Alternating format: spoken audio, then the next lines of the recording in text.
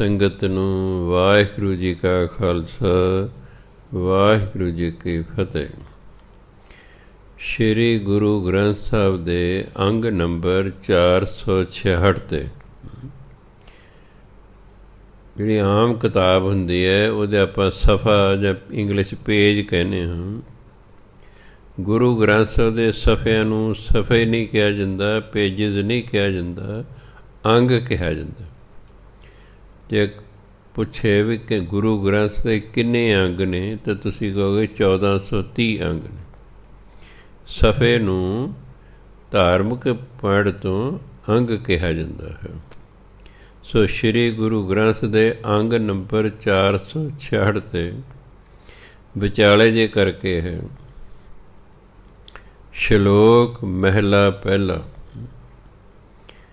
ਹੋਂ ਵਿੱਚ ਆਇਆ, ਹੋਂ ਵਿੱਚ ਗਿਆ, ਹੋਂ ਵਿੱਚ ਜੰਮਿਆ, ਹੋਂ ਵਿੱਚ ਮੂਆ, ਹੋਂ ਵਿੱਚ ਦਿੱਤਾ, ਹੋਂ ਵਿੱਚ ਲਿਆ, ਹੋਂ ਵਿੱਚ ਖਟਿਆ, ਹੋਂ ਵਿੱਚ ਗਿਆ, ਹੋਂ ਵਿੱਚ ਸਚਿਆਰ ਕੂੜਿਆਰ, ਹੋਂ ਵਿੱਚ ਪਾਪ ਪੁੰਨ ਵਿਚਾਰ, ਹੋਂ ਵਿੱਚ ਨਰਕ ਸੁਰਗ ਅਵਤਾਰ, ਹੋਂ ਵਿੱਚ ਹੱਸੈ, ਹੋਂ ਵਿੱਚ ਰੋਵੈ, ਹੋਂ ਵਿੱਚ ਭਰੀਐ, ਹੋਂ ਵਿੱਚ ਧੋਵੈ, ਹੋਂ ਵਿੱਚ ਜਾਤੀ ਜਿਨਸੀ ਖੋਵੈ, ਹੋਂ ਵਿੱਚ ਮੂਰਖ, ਹੋਂ ਵਿੱਚ ਸਿਆਣਾ, ਮੋਖ ਮੁਕਤ ਕੀ ਸਾਰ ਨ ਜਾਣਾ, ਹੋਂ ਵਿੱਚ ਮਾਇਆ, ਹੋਂ ਵਿੱਚ ਛਾਇਆ, ਹਉਮੈ ਕਰ ਕਰ ਜੰਤ ਉਪਾਇਆ, ਹਉਮੈ ਬੂਝੈ ਤਾਂ ਦਰ ਸੂਝੈ, ਗਿਆਨ ਵਿਹੂਣਾ ਕਥ ਕਥ ਲੂਝੈ, ਨਾਨਕ ਹੁਕਮੀ ਲਿਖੀਐ ਲੇਖ, ਜੇਹਾ ਵੇਖੈ ਤੇਹਾ ਵੇਖ। ਹੋਂ ਮੈਂ ਭਾਵ ਅਸੀਂ ਜੋ ਵੀ ਚੰਗਾ ਮੰਦਾ ਕਰਮ ਕਰਦੇ ਹਾਂ ਹੋਂ ਵਿੱਚ ਆ ਕੇ ਕਰਦੇ ਹਾਂ। ਦਾਨ ਕਰਦੇ ਤਾਂ ਮੈਂ ਦਾਨ ਕੀਤਾ, ਮੈਂ ਗੁਰਦੁਆਰੇ ਗਿਆ, ਮੈਂ ਪਾਠ ਕੀਤਾ। ਜੋ ਵੀ ਅਸੀਂ ਕਰਦੇ ਹਾਂ ਚੰਗਾ ਮੰਦਾ ਜੋ ਵੀ ਕਰਦੇ ਹੋ ਹੋਂ ਚ ਆ ਕੇ ਕਰਦੇ ਹਾਂ। ਕਿਉਂਕਿ ਕਾਮ ਕ੍ਰੋਧ ਲੋਭ ਮੋਹ ਹੰਕਾਰ ਇਹਨਾਂ ਸਪੰਜਾਂ ਦੀ ਮਾਂ ਹੈ ਹੋਂ ਜਾਂ ਹਉਮੈ। ਹੋਂ ਕਹਿ ਲਓ ਜਾਂ ਹਉਮੈ ਕਹਿ ਲਓ। ਅੰਦਰ ਹੋਂ ਹੈ ਇਸ ਲਈ ਕਾਮ ਹੈ, ਕ੍ਰੋਧ ਹੈ, ਲੋਭ ਹੈ, ਮੋਹ ਹੈ, ਹੰਕਾਰ ਹੈ। ਜਦੋਂ ਹੋਂ ਮਰਦੀ ਹੈ ਇਹ ਪੰਜੇ ਹੋਂ ਦੇ ਪੁੱਤਰ ਨੇ, ਇਹ ਵੀ ਪੰਜੇ ਨਾਲ ਦੀ ਨਾਲ ਹੀ ਮਰ ਜਾਂਦੇ ਨੇ। ਇਹਨਾਂ ਪੰਜਾਂ ਦੀ ਹੋਂਦ ਹੋਂ ਕਰਕੇ ਹੈ। ਜੇ ਹੋਂ ਹੈ ਤਾਂ ਇਹ ਪੰਜੇ ਨੇ, ਜੇ ਹੋਂ ਨਹੀਂ ਤਾਂ ਫਿਰ ਪੰਜੇ ਖਤਮ ਨੇ। ਸੋ ਬ੍ਰਹਮ ਗਿਆਨੀ ਤੋਂ ਬਿਨਾਂ ਬਾਕੀ ਜਿੰਨੇ ਵੀ ਲੋਕ ਹਨ ਚੰਗੇ ਜਾਂ ਮੰਦੇ, ਉਹ ਚਾਹੇ ਚੰਗੇ ਕੰਮ ਕਰ ਰਹੇ ਨੇ ਚਾਹੇ ਮੰਦੇ ਕੰਮ ਕਰ ਰਹੇ ਨੇ, ਉਹ ਸਾਰੇ ਹੋਂ ਵਿੱਚ ਹੀ ਕੰਮ ਕਰ ਰਹੇ ਹਨ। ਬ੍ਰਹਮ ਗਿਆਨ ਹੋ ਜਾਣ ਤੋਂ ਬਾਅਦ ਅੰਦਰੋਂ ਹੋਂ ਖਤਮ ਹੋ ਜਾਂਦੀ ਹੈ। ਜਿੱਥੇ ਹੋਂ ਹੁੰਦੀ ਹੈ ਉੱਥੇ ਮੈਂ ਹੁੰਦੀ ਹੈ, ਜਿੱਥੇ ਮੈਂ ਹੁੰਦੀ ਹੈ ਉੱਥੇ ਮੇਰੇ ਵਿਚਾਰ ਹੁੰਦੇ ਨੇ। ਜਿੱਥੇ ਮੇਰੇ ਵਿਚਾਰ ਨੇ ਉੱਥੇ ਮੈਂ ਹੋਵੇਗੀ, ਉੱਥੇ ਹੋਂ ਹੋਵੇਗੀ। ਅੰਦਰ ਹੋਂ ਹੀ ਨਹੀਂ ਹੈਗੀ। ਗੁਰੂ ਨਾਨਕ ਦੇਵ ਜੀ ਦੇ ਵੇਲੇ ਭਾਈ ਲਹਿਣਾ ਜੀ ਜਿਹੜੇ ਬਾਅਦ ਗੁਰੂ ਅੰਗਦ ਦੇਵ ਜੀ ਮਹਾਰਾਜ ਬਣੇ, ਉਹਨਾਂ 'ਚ ਹੋਂ ਨਹੀਂ ਸੀ। ਹੋਂ ਨਾ ਹੋਣ ਕਾਰਨ ਉਹਨਾਂ ਕਦੇ ਆਪਣਾ ਕੋਈ ਵਿਚਾਰ ਹੀ ਨਹੀਂ ਪ੍ਰਗਟ ਕੀਤਾ। ਗੁਰੂ ਮਹਾਰਾਜ ਨੂੰ ਕਦੇ ਕੋਈ ਸਲਾਹ ਹੀ ਨਹੀਂ ਦਿੱਤੀ ਵੀ ਆਪਾਂ ਐਂ ਕਰੀਏ ਜਾਂ ਇਸ ਤਰ੍ਹਾਂ ਨਾ ਕਰੀਏ। ਅੰਦਰ ਹੋਂ ਹੈ ਹੀ ਨਹੀਂ। ਫਿਰ ਇਹਦਾ ਮਤਲਬ ਅੰਦਰ ਫਿਰ ਕੀ ਹੈ? ਅੰਦਰ ਗੁਰੂ ਦੇ ਵਿਚਾਰ ਨੇ, ਆਪਣੇ ਵਿਚਾਰ ਨਹੀਂ ਹੈਗਾ। ਜਦੋਂ ਗੁਰੂ ਮਹਾਰਾਜ ਨੇ ਅਚਾਨਕ ਰਾਤ ਨੂੰ ਸ਼੍ਰੀ ਚੰਦ ਜੀ ਨੂੰ ਕਿਹਾ ਵੀ ਸ਼੍ਰੀ ਚੰਦ, ਦਿਨ ਚੜ੍ਹ ਗਿਆ ਹੈ, ਧਰਮਸ਼ਾਲਾ ਦੇ ਕੱਪੜੇ ਧੋ ਰਾਵੀ ਦਰਿਆ 'ਤੇ। ਆਪ ਜੀ ਨੂੰ ਪਤਾ ਹੈ ਕਰਤਾਰਪੁਰ ਰਾਵੀ ਦਰਿਆ ਦੇ ਪਰਲੇ ਕੰਢੇ 'ਤੇ ਹੈ। ਉਰਲੇ ਕੰਢੇ 'ਤੇ ਆਪਣਾ ਸ਼ਹਿਰ ਡੇਰਾ ਬਾਬਾ ਨਾਨਕ, ਵਿੱਚ 4 ਕਿਲੋਮੀਟਰ ਚੌੜਾ ਇਹ ਦਰਿਆ ਹੈ, ਰਾਵੀ ਦਰਿਆ। ਅਤੇ ਰਾਵੀ ਦਰਿਆ ਦੇ ਦੂਜੇ ਕੰਢੇ 'ਤੇ ਕਰਤਾਰਪੁਰ ਇੱਕ ਨਗਰ, ਜਿੱਥੇ ਉਦੋਂ ਗੁਰੂ ਨਾਨਕ ਦੇਵ ਜੀ ਰਿਹਾ ਕਰਦੇ ਸਨ। ਤਾਂ ਗੁਰੂ ਨਾਨਕ ਦੇਵ ਜੀ ਕਹਿੰਦੇ, ਸ਼੍ਰੀ ਚੰਦ, ਦਿਨ ਚੜ੍ਹ ਗਿਆ ਹੈ, ਕੱਪੜੇ ਧੋ ਲਿਓ। ਉਹਨਾਂ ਦੇਖਿਆ, ਕਹਿੰਦੇ ਨਹੀਂ ਪਿਤਾ ਜੀ, ਅਜੇ ਤੇ ਰਾਤ ਹੈ। ਅੰਦਰ ਮੈਂ ਹਾਂ ਨਾ, ਅੰਦਰ ਮੈਂ ਹੈ, ਇਸ ਲਈ ਮੇਰੇ ਵਿਚਾਰ ਅਨੁਸਾਰ ਰਾਤ ਹੈ। ਲਖਮੀ ਦਾਸ ਤੂੰ ਧੋ ਲਿਆ, ਉਹ ਵੀ ਕਹਿ ਰਿਹਾ ਜੀ ਅਜੇ ਤੇ ਰਾਤ ਹੈ ਜੀ। ਭਾਈ ਲਹਿਣਾ ਜੀ ਤੁਸੀਂ ਧੋ ਲਿਓ, 7 ਵਚਨ ਜੀ। ਭਾਈ ਲਹਿਣਾ ਜੀ ਦੇ ਵਿੱਚ ਮੈਂ ਨਹੀਂ ਸੀ, ਹੋਂ ਨਹੀਂ ਸੀ। ਜੇ ਹੋਂ ਹੁੰਦੀ ਤਾਂ ਉਹਨੂੰ ਵੀ ਕਹਿਣਾ ਸੀ ਨਹੀਂ ਮਹਾਰਾਜ ਇਹ ਤੇ ਰਾਤ ਹੈ, ਸੂਰਜ ਨਿਕਲੇਗਾ ਫਿਰ ਹੀ ਕੱਪੜੇ ਸੁੱਕਣਗੇ ਨਾ। ਉਹਨਾਂ 'ਚ ਹੋਂ ਹੈ ਹੀ ਨਹੀਂ ਸੀ, ਆਪਣੇ ਵਿਚਾਰ ਹੀ ਨਹੀਂ ਸਨ। ਜਿੱਥੇ ਹੋਂ ਹੋਏਗੀ ਉੱਥੇ ਆਪਣੇ ਵਿਚਾਰ ਹੋਣਗੇ। ਕੋਈ ਆਉਂਦਾ ਹੈ ਮੇਰੇ ਤੋਂ ਕੋਈ ਸਲਾਹ ਲੈਂਦਾ ਹੈ, ਮੈਂ ਆਪਣੇ ਵਿਚਾਰਾਂ ਅਨੁਸਾਰ ਉਸ ਨੂੰ ਸਲਾਹ ਦਿੰਦਾ। ਸਪੋਜ਼ ਕਰੋ ਮੈਂ ਬ੍ਰਹਮ ਗਿਆਨੀ ਹੋ ਗਿਆ ਹਾਂ, ਫਿਰ ਮੇਰੇ ਆਪਣੇ ਵਿਚਾਰ 'ਤੇ ਰਹੀ ਨਾ, ਫਿਰ ਤਾਂ ਜੋ ਬਾਣੀ ਕਹਿੰਦੀ ਹੈ ਮੈਂ ਉਹਦੇ ਅਨੁਸਾਰ ਉਸ ਨੂੰ ਕਹਾਂਗਾ। ਆਪਣੇ ਵਿਚਾਰ ਨਹੀਂ ਫਿਰ ਰਹਿੰਦੇ। ਜੇ ਹੋਂ ਹੈ ਤਾਂ ਫਿਰ ਆਪਣੇ ਵਿਚਾਰ ਨੇ। ਤਾਂ ਭਾਈ ਲਹਿਣਾ ਜੀ ਆਪਣੇ ਵਿਚਾਰ ਨਹੀਂ, ਹੁਣ ਜਿੰਦੇ ਬਸ ਗੁਰੂ ਦੇ ਵਿਚਾਰ ਨੇ। ਗੁਰੂ ਮਹਾਰਾਜ ਨੇ ਕਿਹਾ ਭਾਈ ਲਹਿਣਾ ਜੀ ਦਿਨ ਚੜ੍ਹ ਗਿਆ ਹੈ, ਕੱਪੜੇ ਧੋ ਲਓ, 7 ਵਚਨ ਨੇ। ਜਦ ਕੱਪੜੇ ਲੈ ਕੇ ਬਾਹਰ ਨਿਕਲੇ, ਬਾਕੀ ਬਾਹਰ ਤੇ ਧੁੱਪ ਨਿਕਲੀ ਹੋਈ ਹੈ ਰਾਤ। ਪਰ ਗੁਰੂ ਦੀ ਗੱਲ 'ਤੇ 100% ਵਿਸ਼ਵਾਸ ਹੈ, ਅਤੇ ਵਿਸ਼ਵਾਸ ਦੇ ਵਿੱਚ ਬੜੀ ਤਾਕਤ ਹੁੰਦੀ ਹੈ। ਧਰਮ ਖੜ੍ਹੇ ਵਿਸ਼ਵਾਸ 'ਤੇ ਹੈ, ਸਾਇੰਸ ਤਰਕ 'ਤੇ ਖੜ੍ਹੀ ਹੈ, ਧਰਮ ਵਿਸ਼ਵਾਸ 'ਤੇ ਖੜ੍ਹਾ ਹੈ। ਪਰ ਜਿਵੇਂ ਸਾਇੰਸ, ਪ੍ਰੈਕਟੀਕਲ ਤੋਂ ਬਿਨਾਂ ਕੋਈ ਸਾਇੰਸ ਨਹੀਂ ਹੈ। ਪ੍ਰੈਕਟੀਕਲ ਤੋਂ ਬਿਨਾਂ ਕੋਈ ਸਾਇੰਸ ਨਹੀਂ ਹੈ। ਮੈਂ ਥਿਓਰੀ ਪੜ੍ਹ ਲਈ ਹੈ ਵੀ ਸਾਈਕਲ ਇਸ ਤਰ੍ਹਾਂ ਬਣਾਉਣੇ, ਰੱਟਾ ਲਾ ਲੈ, ਪਰ ਜਿੰਨਾ ਚਿਰ ਮੈਂ ਉਹਦਾ ਪ੍ਰੈਕਟੀਕਲ ਨਹੀਂ ਕਰਦਾ, ਆਪ ਬਣਾ ਕੇ ਨਹੀਂ ਵੇਖਦਾ, ਉਹਨਾਂ ਚਿਰ ਮੈਨੂੰ ਬਣਾਉਣਾ ਨਹੀਂ ਆਵੇਗਾ। ਇਹੀ ਗੱਲ ਧਰਮ ਦੀ ਸਾਇੰਸ ਨਾਲ ਮਿਲਦੀ ਹੈ। ਸਾਇੰਸ ਵੀ ਪ੍ਰੈਕਟੀਕਲ 'ਤੇ ਹੈ ਅਤੇ ਧਰਮ ਵੀ ਪ੍ਰੈਕਟੀਕਲ ਹੈ। ਜੇ ਕੋਈ ਬੱਚਾ ਸਿਰਫ ਥਿਓਰੀ ਨੂੰ ਰੱਟਾ ਲਾ ਲਏ ਤਾਂ ਅਸੀਂ ਉਹਨੂੰ ਇਹ ਨਹੀਂ ਕਹਿੰਦੇ ਨੂੰ ਸਾਇੰਸ ਆਉਂਦੀ ਹੈ। ਥਿਓਰੀ 'ਚ ਪਾਸ ਹੈ, ਪ੍ਰੈਕਟੀਕਲ 'ਚ ਫੇਲ ਹੈ, ਤਾਂ ਫੇਲ ਮੰਨਿਆ ਜਾਏਗਾ ਬੱਚਾ। ਉਹਨੂੰ ਥਿਓਰੀ 'ਚੋਂ ਅੱਡ ਪਾਸ ਹੋਣਾ ਪੈਂਦਾ, ਪ੍ਰੈਕਟੀਕਲ 'ਚੋਂ ਅੱਡ ਪਾਸ ਹੋਣਾ ਪੈਂਦਾ। ਧਰਮ ਵਿੱਚ ਥਿਓਰੀ ਵੀ ਹੈ, ਪਰ ਧਾਰਮਿਕ ਬੰਦਾ ਕੌਣ ਹੈ? ਜੋ ਪ੍ਰੈਕਟੀਕਲ ਕਰਦਾ। ਧਰਮ ਨੂੰ ਪੜ੍ਹ ਲੈਣਾ, ਧਰਮ ਨੂੰ ਰੱਟੇ ਲਾ ਲੈਣਾ, ਇਹ ਹੋਰ ਗੱਲ ਹੈ। ਇਹ ਤਾਂ ਥਿਓਰੀ ਯਾਦ ਕਰ ਲਈ ਹੈ। ਪਰ ਕਾਮਯਾਬੀ ਕਦੋਂ ਮਿਲਦੀ? ਜਦੋਂ ਬੰਦਾ ਪ੍ਰੈਕਟੀਕਲ ਕਰਦਾ। ਜਦੋਂ ਪ੍ਰੈਕਟੀਕਲ ਕਰਦਾ। ਜਿਹੜੇ ਵਿਦਿਆਰਥੀ ਬੈਠੇ ਹੋ ਸਾਰੇ ਵਿਦਿਆਰਥੀ ਹੀ ਸੀ ਕਿਸੇ ਵੇਲੇ। ਸਾਇੰਸ ਰੂਮ ਬਣੇ ਨੇ, ਹਰ ਸਕੂਲ 'ਚ ਸਾਇੰਸ ਰੂਮ ਬਣੇ ਨੇ। ਪ੍ਰੈਕਟੀਕਲ ਕਰਦੇ ਨੇ ਉੱਥੇ, ਅਤੇ ਪ੍ਰੈਕਟੀਕਲ ਕਰਕੇ ਬੱਚੇ ਨੂੰ ਸਿਖਾਉਂਦੇ ਨੇ, ਬਣਾਉਂਦੇ। ਇਸੇ ਧਰਮ ਵੀ ਪ੍ਰੈਕਟੀਕਲ ਹੈ, ਇਹ ਥਿਓਰੀ ਨਹੀਂ ਹੈ ਨਿਰੀ ਵੀ ਹਾਂਜੀ ਰੱਟਾ ਲਾ ਲਓ ਜੀ। ਥਿਊਰੀ ਤੇ ਅੰਮ੍ਰਿਤ ਵੇਲਾ ਸੱਚ ਨੋ ਵਡਿਆਈ ਵਿਚਾਰ, ਇਹ ਤੇ ਹੈਗੀ ਥਿਊਰੀ। ਮੈਂ ਲਾ ਲਿਆ ਰੱਟਾ ਵੀ ਅੰਮ੍ਰਿਤ ਵੇਲੇ ਉੱਠ ਕੇ ਨਾਮ ਜਪਣਾ ਚਾਹੀਦਾ ਹੈ, ਰੱਟਾ ਲਾ ਲਿਆ। ਨਹੀਂ ਗੱਲ ਬਣੇਗੀ ਜਿੰਨਾ ਚਿਰ ਮੈਂ ਇਸ ਲਾਈਨ ਦਾ ਪ੍ਰੈਕਟੀਕਲ ਨਹੀਂ ਕਰਦਾ, ਨਹੀਂ ਗੱਲ ਬਣੇਗੀ। ਹਾਂ, ਮੈਂ ਅੰਮ੍ਰਿਤ ਵੇਲੇ ਉੱਠ ਕੇ ਫਿਰ ਨਾਮ ਜਪਦਾ ਹਾਂ, ਫਿਰ ਕੋਈ ਗੱਲ ਬਣ ਸਕਦੀ ਹੈ।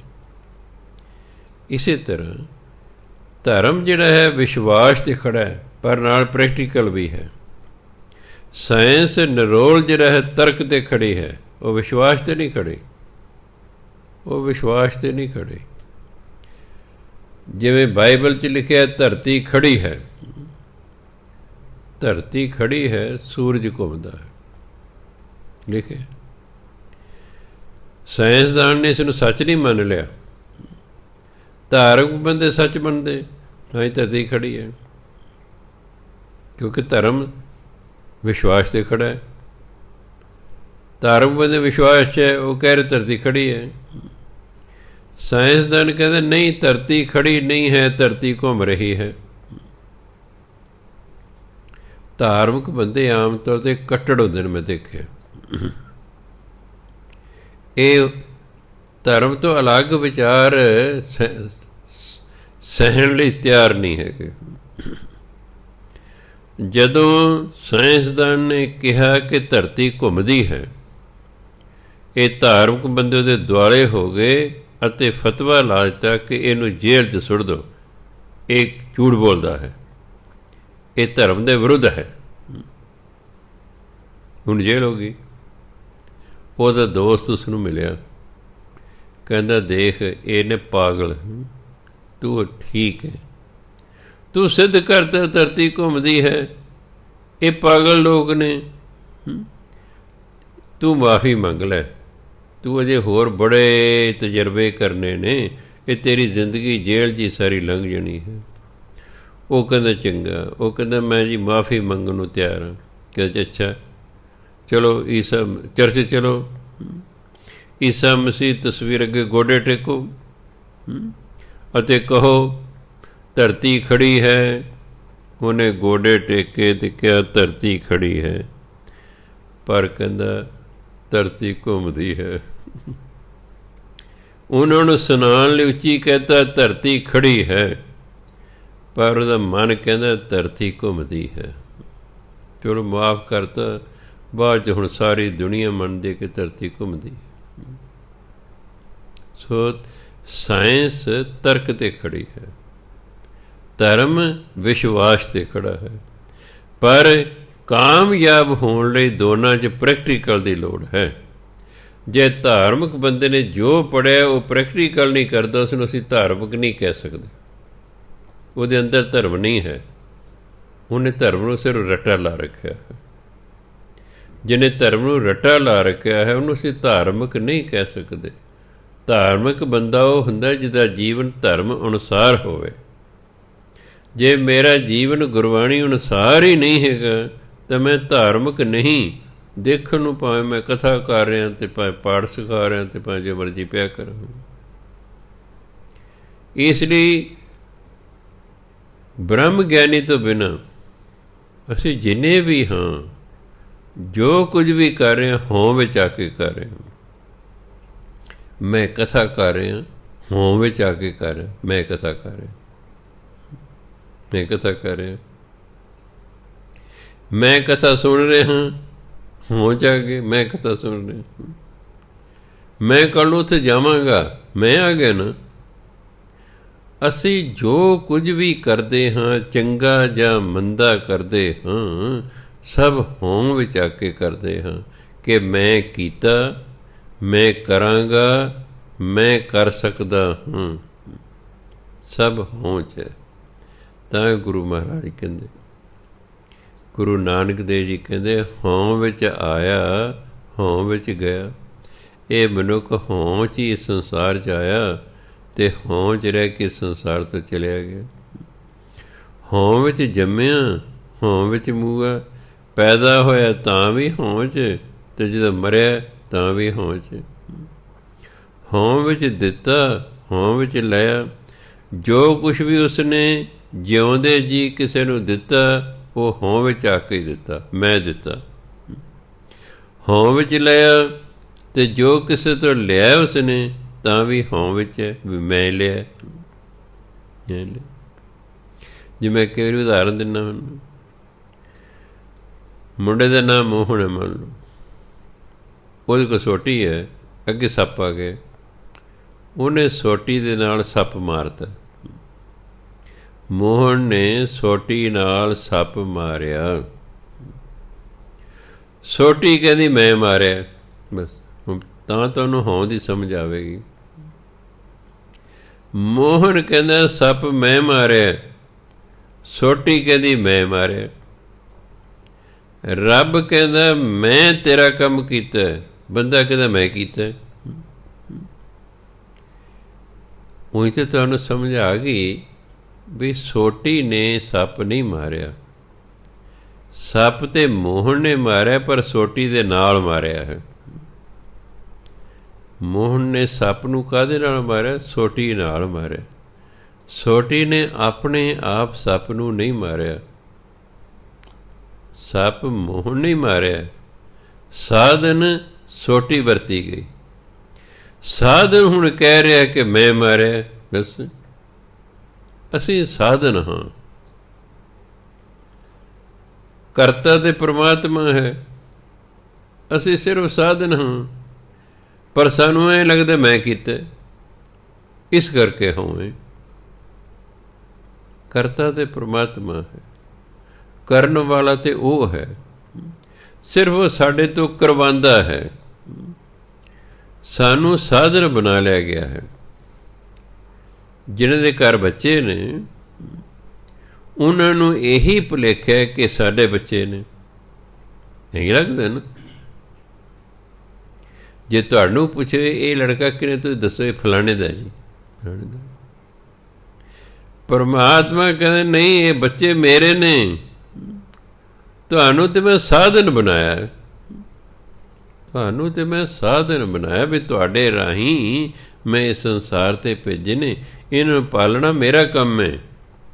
ਪਰ ਤੁਸੀਂ ਆਪਣੇ ਸਮਝ ਕੇ ਦੁਖੀ ਹੋਈ ਜਾ ਰਹੇ ਹੋ, ਇਹਨੂੰ ਪਾਲਣ ਦੀ ਜ਼ਿੰਮੇਵਾਰੀ ਤੁਸੀਂ ਲੈ ਲਈ ਹੈ।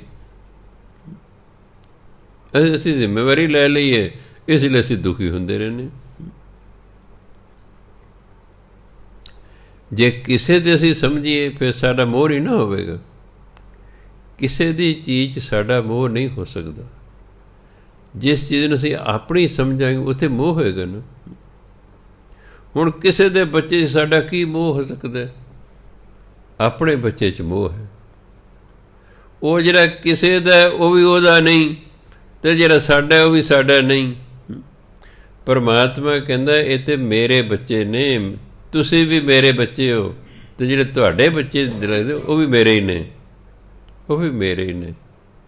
ਮੈਂ ਸਿਰਫ ਉਹਨਾਂ ਨੂੰ ਸਿੱਧਾ ਉੱਤੋਂ ਅਸਮਾਨੋਂ ਨਹੀਂ ਸੀ ਸੁੱਟ ਸਕਦਾ। ਅਸਮਾਨੋਂ ਨਾ ਕੋਈ ਡੰਗਰ ਡਿੱਗਿਆ, ਨਾ ਕੋਈ ਪੰਛੀ ਡਿੱਗਿਆ, ਨਾ ਕੋਈ ਬੰਦਾ ਡਿੱਗਿਆ, ਪੈਦਾ ਹੁੰਦੇ ਨੇ। ਪਰ ਸਾਨੂੰ ਐਂ ਲੱਗਦਾ ਸਾਡੇ ਬੱਚੇ ਨੇ।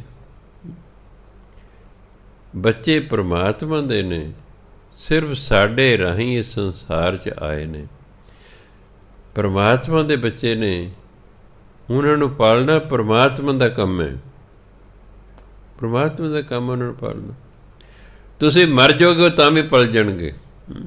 ਇਹ ਨਾ ਸੋਚੋ ਕਿ ਤੁਸੀਂ ਮਰ ਗਏ ਤੁਹਾਡੇ ਬੱਚੇ ਦਾ ਕੀ ਬਣੇਗਾ। ਸਾਨੂੰ ਆਹੀ ਚਿੰਤਾ ਰਹਿੰਦੀ ਹੈ, ਅਸੀਂ ਮਰ ਗਏ ਮਗਰੋਂ ਸਾਡੇ ਬੱਚਿਆਂ ਦਾ ਕੀ ਬਣੇਗਾ। ਤੁਹਾਨੂੰ ਚਿੰਤਾ ਕਿਉਂ ਹੈ? ਕਿਉਂਕਿ ਤੁਸੀਂ ਸਾਡੇ ਨੇ। ਜੇ ਤੁਸੀਂ ਕਹੋ ਪਰਮਾਤਮਾ ਦੇ ਨੇ, ਅਸੀਂ ਤਾਂ ਜਿੰਨਾ ਚਿਰ ਜਿਉਂਦੇ ਇਹਨਾਂ ਨੂੰ ਸਾਂਭ ਦਾਂਗੇ, ਜਿਹਦੇ ਮਰ ਗਿਆ ਆਪੇ ਪਰਮਾਤਮਾ ਸਾਂਭੇਗਾ, ਉਹਦੇ ਨੇ ਇਹ ਨਿਬੜਿਆ ਕੰਮ। ਉਹਦੇ ਹੀ ਆਪਾਂ ਆਨੰਦ 'ਚ, ਕੋਈ ਚਿੰਤਾ ਨਹੀਂ, ਕੋਈ ਫਿਕਰ ਨਹੀਂ। ਇਹ ਹੋਣ ਕਰਕੇ, ਹੋਂ ਵਿੱਚ ਮਨੁੱਖ ਆਇਆ ਸੰਸਾਰ 'ਚ, ਹੋਂ ਵਿੱਚ ਹੀ ਚਲਿਆ ਜਾਂਦਾ ਹੈ, ਹੋਂ ਵਿੱਚ ਹੀ ਜੰਮੇ, ਹੋਂ ਵਿੱਚ ਹੀ ਮਰ ਜਾਂਦਾ ਹੈ, ਹੋਂ ਵਿੱਚ ਹੀ ਲੋਕਾਂ ਨੂੰ ਚੀਜ਼ਾਂ ਦਿੰਦਾ ਹੈ, ਹੋਂ ਵਿੱਚ ਲਿਆ, ਹੋਂ ਵਿੱਚ ਹੀ ਚੀਜ਼ਾਂ ਲੈਂਦਾ ਦੂਜਿਆਂ ਤੋਂ, ਹੋਂ ਵਿੱਚ ਕੱਟਿਆ। ਜਿਹੜੀ ਕਮਾਈ ਕਰਦਾ, ਕੋਈ ਨੌਕਰੀ ਕਰਦਾ, ਕੋਈ ਵਪਾਰ ਕਰਦਾ, ਕੋਈ ਦਿਹਾੜੀ ਕਰਦਾ, ਕੋਈ ਪੈਸਾ ਕਮਾਉਂਦਾ, ਹੋਂ 'ਚ ਹੈ, ਹੋਂ ਵਿੱਚ ਖਟਿਆ, ਹੋਂ ਵਿੱਚ ਗਿਆ। ਜੇ ਕੋਈ ਗੁਆਚ ਗਿਆ ਹੈ ਤਾਂ ਵੀ ਹੋਂ 'ਚ ਹੀ ਗਿਆ ਹੋ। ਮੇਰਾ ਗੁਆਚ ਗਿਆ ਹੈ, ਮੈਂ ਕਮਾਈ ਕੀਤੀ, ਮੈਂ ਕਮਾਈ ਕੀਤੀ। ਹਾਲਾਂਕਿ ਗੁਰਬਾਣੀ ਸਾਫ਼ ਕਹਿੰਦੀ ਹੈ ਤੁਹਾਨੂੰ ਉਹੀ ਮਿਲਣਾ ਜਿਹੜਾ ਪਰਮਾਤਮਾ ਨੇ ਲਿਖਤਾ ਤੁਹਾਡੇ ਭਾਗਾਂ 'ਚ। ਧੱਕੇ ਖਾਈ ਜਾਓ, ਜੋ ਮਰਜ਼ੀ ਕਰੀ ਜਾਓ, ਮਿਲਣਾ ਤਾਂ ਤੁਹਾਨੂੰ ਉਹੀ ਹੈ। ਜੋ ਪਰਮਾਤਮਾ ਲਿਖਤਾ ਉਹੀ ਮਿਲਣਾ ਹੈ। ਚਾਹੇ ਆਸਟ੍ਰੇਲੀਆ ਚਲੇ ਜਾਓ, ਕੈਨੇਡਾ ਚਲੇ ਜਾਓ, ਨਿਊਜ਼ੀਲੈਂਡ ਚਲੇ ਜਾਓ, ਸਪੇਨ ਚਲੇ ਜਾਓ, ਪੁਰਤਗਾਲ ਚਲੇ ਜਾਓ, ਜਿੱਥੇ ਮਰਜ਼ੀ ਤੁਸੀਂ ਚਲੇ ਜਾਓ, ਮਿਲਣਾ ਤੁਹਾਨੂੰ ਉਹੀ ਹੈ ਜੋ ਤੁਸੀਂ ਲਿਖਾ ਕੇ ਲਿਆਓ। ਵਧੀਆ ਲਿਖਾ ਕੇ ਲਿਆਓ, ਇੱਥੇ ਵਧੀਆ ਮਿਲੇਗਾ, ਬਾਹਰਲੇ ਦੇਸ਼ਾਂ 'ਚ ਵਧੀਆ ਮਿਲੇਗਾ, ਉੱਥੇ ਵਧੀਆ ਮਿਲੇਗਾ। ਕੁਛ ਨਹੀਂ ਲਿਖਾ ਕੇ ਲਿਆਏ, ਭੁੱਖ ਨੰਗ ਲਿਖਾ ਕੇ ਲਿਆਏ, ਇੱਥੇ ਹੀ ਭੁੱਖੇ ਨੰਗੇ, ਉੱਥੇ ਵੀ ਜਾਓਗੇ ਕੰਮ ਕੋਈ ਨਹੀਂ ਮਿਲਣਾ, ਉੱਥੇ ਭਟਕੀ ਹੀ ਜਾਓਗੇ, ਭੁੱਖੇ ਨੰਗੀ ਰਹੋਗੇ। ਤੁਸੀਂ ਕਿਤੇ ਚਲੇ ਜਾਓ, ਤੁਹਾਡੀ ਕਿਸਮਤ ਤੁਹਾਡੇ ਨਾਲ ਜਾਣੀ ਹੈ,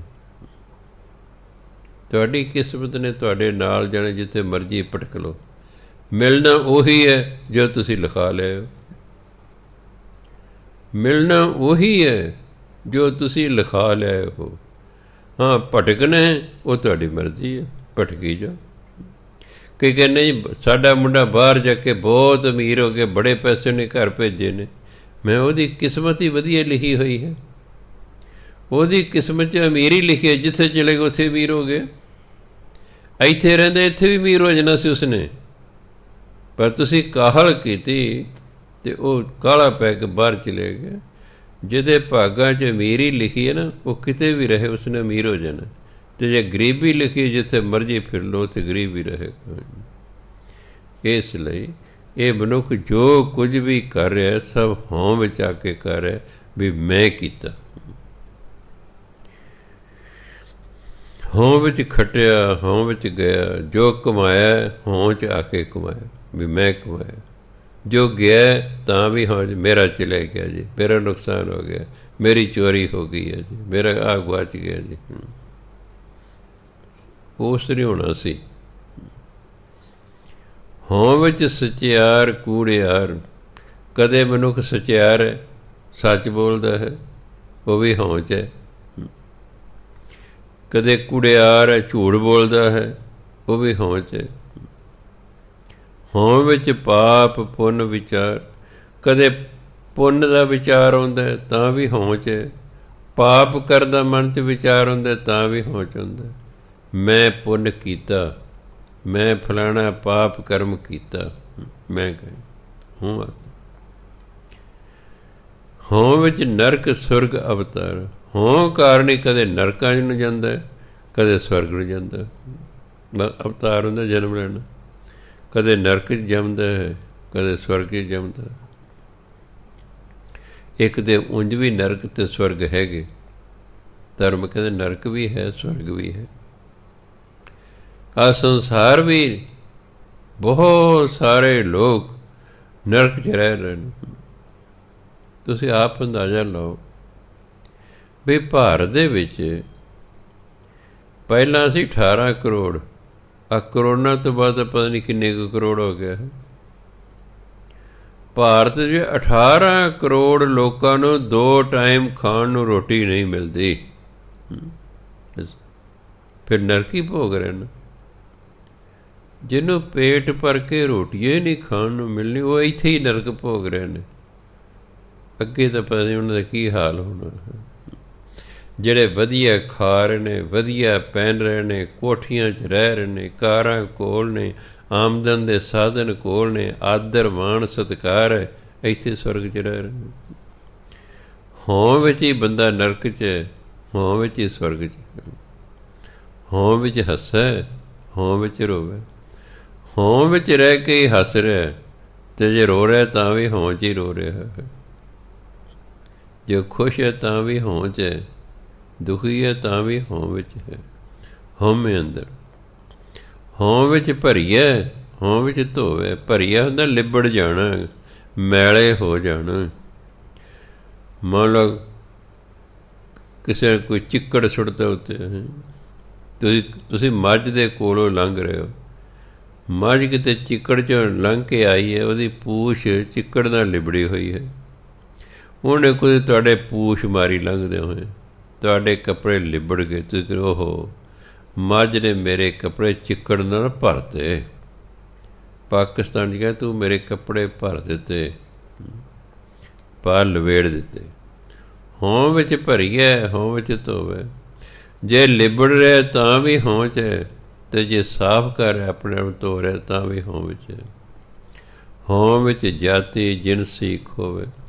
ਕਈ ਵਾਰੀ ਜਾਤ ਪਾਤ ਨੂੰ ਨਹੀਂ ਮੰਨਦਾ ਹੈ ਬੰਦਾ, ਫਿਰ ਹੋਂ 'ਚ ਹੀ ਹੈ ਮੈਂ ਜਾਤ ਪਾਤ ਨਹੀਂ ਮੰਨਦਾ, ਕਹਿੰਦਾ ਮੈਂ ਜਾਤ ਪਾਤ ਨਹੀਂ ਮੰਨਦਾ, ਮੈਂ ਕਹਿੰਦਾ ਹੋਂ 'ਚ। ਹੋਂ ਵਿੱਚ ਮੂਰਖ, ਹੋਂ ਵਿੱਚ ਸਿਆਣਾ। ਹੋਂ 'ਚ ਆ ਕੇ ਕਦੇ ਮੂਰਖ ਵਾਲੀਆਂ ਗੱਲਾਂ ਕਰਦਾ, ਕਦੇ ਸਿਆਣੇ ਵਾਲੀਆਂ ਗੱਲਾਂ ਕਰਦਾ। ਮੋਖ ਮੁਕਤ ਕੀ ਸਾਰ ਨਾ ਜਾਣ। ਮੋਖ ਅਤੇ ਮੁਕਤੀ ਇੱਕੋ ਹੀ ਮਤਲਬ ਹੈ। ਮੋਖ ਮੈਨੇ ਵੀ ਮੁਕਤੀ ਅਤੇ ਮੁਕਤੀ ਮੈਨੇ ਵੀ ਮੁਕਤੀ, ਪਰ ਉਹਨੂੰ ਮੁਕਤੀ ਦਾ ਕੋਈ ਗਿਆਨ ਨਹੀਂ ਵੀ ਮੁਕਤੀ ਕਿਵੇਂ ਹੁੰਦੀ ਹੈ। ਬੰਦਾ ਇਹ ਹੋਂ ਤੋਂ ਮੁਕਤ ਕਿਵੇਂ ਹੁੰਦਾ ਹੈ, ਇਹ ਉਹਨੂੰ ਕੋਈ ਗਿਆਨ ਨਹੀਂ। ਹੋਂ ਵਿੱਚ ਮਾਇਆ, ਹੋਂ ਵਿੱਚ ਛਾਇਆ। ਛਾਇਆ ਹੁੰਦਾ ਮਾਇਆ ਦਾ ਪ੍ਰਭਾਵ। ਮਨੁੱਖ ਹੋਂ ਵਿੱਚ ਹੀ ਮਾਇਆ ਕਮਾਉਂਦਾ ਹੈ, ਹੋਂ ਦੇ ਵਿੱਚ ਮਾਇਆ ਦੇ ਪ੍ਰਭਾਵ 'ਚ ਰਹਿੰਦਾ ਹੈ। ਮਾਇਆ ਦਾ ਪ੍ਰਭਾਵ ਬੜਾ ਪ੍ਰਬਲ ਸਾਡੇ 'ਤੇ। ਮਾਇਆ ਦੀ ਖਾਤਰ ਹੀ ਮਨੁੱਖ ਕਿਤੇ ਦਾ ਕਿਤੇ ਜਾਂਦਾ ਹੈ। ਦੂਜੀਆਂ ਸਟੇਟਾਂ 'ਤੇ ਲੋਕ ਇਸ ਪੰਜਾਬ 'ਚ ਆ ਰਹੇ ਨੇ ਵੀ ਇੱਥੇ ਵੱਧ ਦਿਹਾੜੀ ਹੈ। ਪੰਜਾਬ ਦੇ ਲੋਕ ਛੱਡ ਕੇ ਜਾ ਰਹੇ ਨੇ ਵੀ ਕੈਨੇਡਾ ਅਮਰੀਕਾ ਦਿਹਾੜੀ ਵੱਧ, ਉੱਥੇ ਚੱਲੀਏ, ਉੱਥੇ ਜਾ ਰਹੇ ਨੇ। ਕੁਝ ਲੋਕ ਤਾਂ ਇਸ ਲਈ ਜਾ ਰਹੇ ਨੇ ਕਿ ਉਹ ਗਰੀਬ ਨੇ, ਦੂਜੀ ਥਾਂ ਜਾਂਦੇ ਵੀ ਸ਼ਾਇਦ ਅਸੀਂ ਅਮੀਰ ਹੋ ਜਾਈਏ।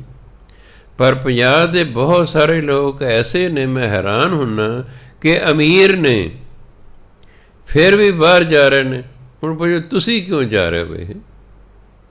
ਤੁਸੀਂ ਤਾਂ ਪਹਿਲੇ ਅਮੀਰ ਹੋ, ਤੁਸੀਂ ਕਿਉਂ ਪ੍ਰਦੇਸਾਂ 'ਚ ਭਟਕ ਰਹੇ ਹੋ? ਤੁਹਾਡੇ ਮਾਂ ਪਿਓ ਬੁੱਢੇ ਇੱਥੇ ਭਟਕ ਰਹੇ ਨੇ, ਤੁਸੀਂ ਉੱਥੇ ਬਗਾਨਿਆਂ 'ਤੇ ਜਾ ਕੇ ਨੌਕਰੀ ਕਰ ਰਹੇ ਹੋ, ਜੋ ਕਿ ਤੁਹਾਡੇ ਕੋਲ ਇੱਥੇ ਹੀ ਸਭ ਕੁਛ ਹੈ। ਇੱਥੇ ਇੱਕ ਬੰਦਾ ਕਹਿੰਦਾ ਮੇਰੀ 50 ਕਿੱਲੇ ਜ਼ਮੀਨ ਹੈ ਜੀ, ਮੈਨੂੰ 25 ਲੱਖ ਸਾਲ ਦਾ ਠੇਕਾ ਹੁੰਦਾ, ਪਰ ਘੱਟ ਤੋਂ ਘੱਟ 2 ਲੱਖ ਮਹੀਨੇ ਦਾ, 2 ਲੱਖ ਮਹੀਨੇ ਦਾ ਠੇਕਾ ਹੁੰਦਾ। ਇੱਕ ਲੜਕਾ ਮੇਰਾ, ਇੱਕ ਲੜਕੀ ਹੈ। ਕਹਿੰਦੇ ਮੇਰੇ ਕੋਲ 15 ਲੱਖ ਦੀ ਕਾਰ ਖੜ੍ਹੀ ਹੈ ਜੀ, ਆ 1.5 ਲੱਖ ਦਾ ਦੁੱਗ ਕਰਦੇ ਜਿਹੜੇ ਮੋਟਰਸਾਈਕਲ ਉਹ ਖੜ੍ਹਾ। ਇੱਕ ਲੜਕਾ ਮੇਰੀ, ਇੱਕ ਲੜਕੀ ਹੈ। ਲੜਕਾ ਕਹਿੰਦਾ ਮੈਂ ਫੋਰਨ ਜਾਣਾ। ਕਿ ਮੈਂ ਉਹਨੂੰ ਕਿਹਾ ਵੀ ਤੂੰ ਬਾਹਰ ਕੀ ਕਰਨ ਜਾਣਾ? ਪੈਸੇ ਕਮਾਉਣ ਜਾਣਾ? ਅਤੇ ਇੱਥੇ ਪੈਸੇ ਦੀ ਦੱਸ ਕੋਈ ਕਮੀ ਹੈ? ਇੱਥੇ ਬਿਨਾਂ ਕੰਮ ਕੀਤਿਆਂ ਹੋਏ ਤੈਨੂੰ 2 ਲੱਖ ਰੁਪਏ ਮਹੀਨੇ ਦੀ ਆਮਦਨ ਹੈ। ਉੱਥੇ ਬਗਾਨਿਆਂ ਦੇ ਅੱਗੇ ਜਾ ਕੇ ਕੰਮ ਕਰੇਗਾ? ਨਾ, ਕਦੇ ਨਹੀਂ ਮੰਨਿਆ, ਚਲਿਆ ਗਿਆ ਹੈ। ਆਹ ਲੜਕੀ ਨੇ ਵੀ ਬਾਹਰ ਵਾਲੇ ਮੁੰਡੇ ਨਾਲ ਵਿਆਹ ਕਰਾ, ਕਦੇ ਇਹ ਵੀ ਕੱਲ੍ਹ ਨੂੰ ਜਾ ਰਹੀ ਹੈ। 2 ਕਰੋੜ ਮੈਂ ਕੋਠੀ 'ਤੇ ਲਾਇਆ ਹੋਇਆ ਹੈ, 50 ਕਿੱਲੇ ਮੇਰੀ ਜ਼ਮੀਨ ਹੈ, ਕਾਰ ਹੈ, ਮੋਟਰਸਾਈਕਲ ਹੈ। ਇਹਦਾ ਮਤਲਬ ਮੈਂ ਜਦੋਂ ਮਰਾਂਗਾ, ਅਸੀਂ ਮੀਆਂ ਬੀਵੀ, ਸਾਡਾ ਧਿਆਨ ਅਤੇ ਕੋਠੀ ਅਤੇ ਜ਼ਮੀਨ 'ਚ ਹੀ ਰਹਿ ਜਾਣਾ, ਅਸੀਂ ਇੱਥੇ ਭੂਤ ਪ੍ਰੇਤ ਬਣ ਕੇ ਫਿਰਦੇ ਰਹਿਣਾ ਹੈ। ਉਹਨਾਂ ਦੀ ਜ਼ਿੰਦਗੀ ਕੀ ਹੈ? ਭਟਕਣਾ ਲਿਖੀ ਹੋਈ ਹੈ। ਸਭ ਕੁਛ ਹੋਣ ਦੇ ਬਾਵਜੂਦ ਵੀ ਜ਼ਿੰਦਗੀ ਭਟਕਣਾ ਲਿਖੀ ਹੈ, ਗੁਲਾਮੀ ਲਿਖੀ ਹੋਈ ਹੈ। ਇਸ ਲਈ ਦੂਜਿਆਂ ਦੀ ਗੁਲਾਮੀ ਕਰਨ ਜਾਂਦੇ ਨੇ, ਆਪਣਾ ਛੱਡ ਕੇ ਬਗਾਨਿਆਂ ਦਾ ਕਰਨਾ। ਆਪਣਾ ਨਹੀਂ ਕਰਨਾ, ਬਗਾਨਿਆਂ ਦਾ ਕਰਨਾ। ਇਸ ਲਈ ਹੋਂ 'ਚ ਆ ਕੇ ਬੰਦਾ ਸਭ ਕੁਛ ਕਰ ਰਿਹਾ। ਹੋਂ ਵਿੱਚ ਮਾਇਆ, ਹੋਂ ਵਿੱਚ ਛਾਇਆ, ਹਉਮੈ ਕਰ ਕਰ ਜੰਤ ਪਾਇਆ। ਮਨੁੱਖ ਦੁਬਾਰਾ ਜਨਮ ਹਉਮੈ ਕਰਕੇ ਲੈਂਦਾ। ਜਿੱਦੇ ਬ੍ਰਹਮ ਗਿਆਨ ਹੋ ਗਿਆ, ਦੁਬਾਰਾ ਜਨਮ ਨਹੀਂ ਲੈਣਾ ਪਵੇਗਾ, ਕਿਉਂ? ਹੋਂ ਹੀ ਖਤਮ ਹੋ ਗਈ ਹੈ। ਜਿੱਥੇ ਹੋਂ ਹੋਏਗੀ ਉੱਥੇ ਜ਼ਰੂਰ ਕੋਈ ਇੱਛਾ ਹੋਵੇਗੀ। ਜਿੱਥੇ ਇੱਛਾ ਹੋਏਗੀ ਉੱਥੇ ਇੱਛਾ ਦੀ ਪੂਰਤੀ ਲਈ ਜਨਮ ਲੈਣਾ ਪਵੇਗਾ। ਖਿਆਲ ਰੱਖਣਾ, ਕੋਈ ਵੀ ਇੱਛਾ ਰਹਿ ਗਈ ਮਰਨ ਵੇਲੇ, ਉਸ ਇੱਛਾ ਦੀ ਪੂਰਤੀ ਲਈ ਸਾਨੂੰ ਦੁਬਾਰਾ ਜਨਮ ਲੈਣਾ ਪੈਣਾ। ਇੱਛਾ ਹੋਂ 'ਚੋਂ ਪੈਦਾ ਹੁੰਦੀ ਹੈ। ਜਦ ਦਸਮ ਪਾਤਸ਼ਾਹ ਹਜ਼ੂਰ ਸਾਹਿਬ ਗਏ ਨੰਦੇੜ, ਉੱਥੇ ਉਹਨਾਂ ਦਾ ਮੇਲ ਬੰਦਾ ਬਹਾਦਰ ਨਾਲ ਹੋਇਆ। ਮਾਧੋ ਦਾਸ ਉਹਦਾ ਨਾਂ ਸੀ। ਉਹਦਾ ਇੱਕ ਦਿਨ ਸਹਿਜ ਸੁਭਾਵ ਦਸਮ ਪਾਤਸ਼ਾਹ ਕਹਿੰਦੇ, ਮਾਧੋ ਦਾਸ ਤੇਰੇ ਗੁਰੂ ਦਾ ਕੀ ਨਾਂ ਸੀ? ਕਹਿੰਦੇ ਜੀ ਔਗੜਨਾਥ। ਔਗੜਨਾਥ। ਅੱਛਾ ਮਾਧੋ ਦਾਸ, ਇਹ ਦੱਸ ਵੀ ਤੇਰਾ ਗੁਰੂ ਸਵਰਗਵਾਸ ਹੋਣ ਤੋਂ ਬਾਅਦ ਕਿੱਥੇ ਗਿਆ ਹੋਏਗਾ? ਕਹਿੰਦੇ ਜੀ ਸਵਰਗਾਂ 'ਚ ਤਾਂ ਜ਼ਰੂਰ ਗਏ ਹੋਣਗੇ, ਕਿਉਂਕਿ ਬਹੁਤ ਤਪੱਸਿਆ ਕਰਦੇ ਸਨ। ਕਹਿੰਦੇ ਨਹੀਂ ਮਾਧੋ ਦਾਸ, ਤੇਰਾ ਗੁਰੂ ਤਾਂ ਬਿਲ ਦਾ ਕੀੜਾ ਬਣਿਆ ਹੋਇਆ ਹੈ, ਉਹਦੇ ਹੱਕਾ ਬੱਕਾ ਰਹਿ ਗਏ। ਮੈਂ ਸੋਚਦਾ ਸੀ ਕਿ ਜੇ ਮੇਰੇ ਵਰਗਾ ਕਿਤੇ ਕਹਿੰਦਾ, ਮਾਧੋ ਦਾਸ ਨੇ ਕੁੱਟ-ਕੁੱਟ ਕੇ ਮੈਨੂੰ ਮਾਰ ਦੇਣਾ ਸੀ। ਤੂੰ ਮੇਰੇ ਗੁਰੂ ਨੂੰ ਕੀੜਾ ਕਹਿੰਦਾ? ਉਹ ਤੇ ਅੱਗੋਂ ਦਸਮ ਪਾਤਸ਼ਾਹ ਸਨ, ਉਹਨਾਂ ਨੂੰ ਕਹਿ ਨਹੀਂ ਸੀ ਕੋਈ ਸਕਦਾ, ਤਕੜੇ ਸਨ ਉਹ। ਤੇ ਕਹਿੰਦਾ ਜੀ ਮੈਨੂੰ ਕਿਵੇਂ ਵਿਸ਼ਵਾਸ ਆਵੇ? ਕਹਿੰਦੇ ਵਿਖਾ ਦਿੰਦੇ ਹਾਂ।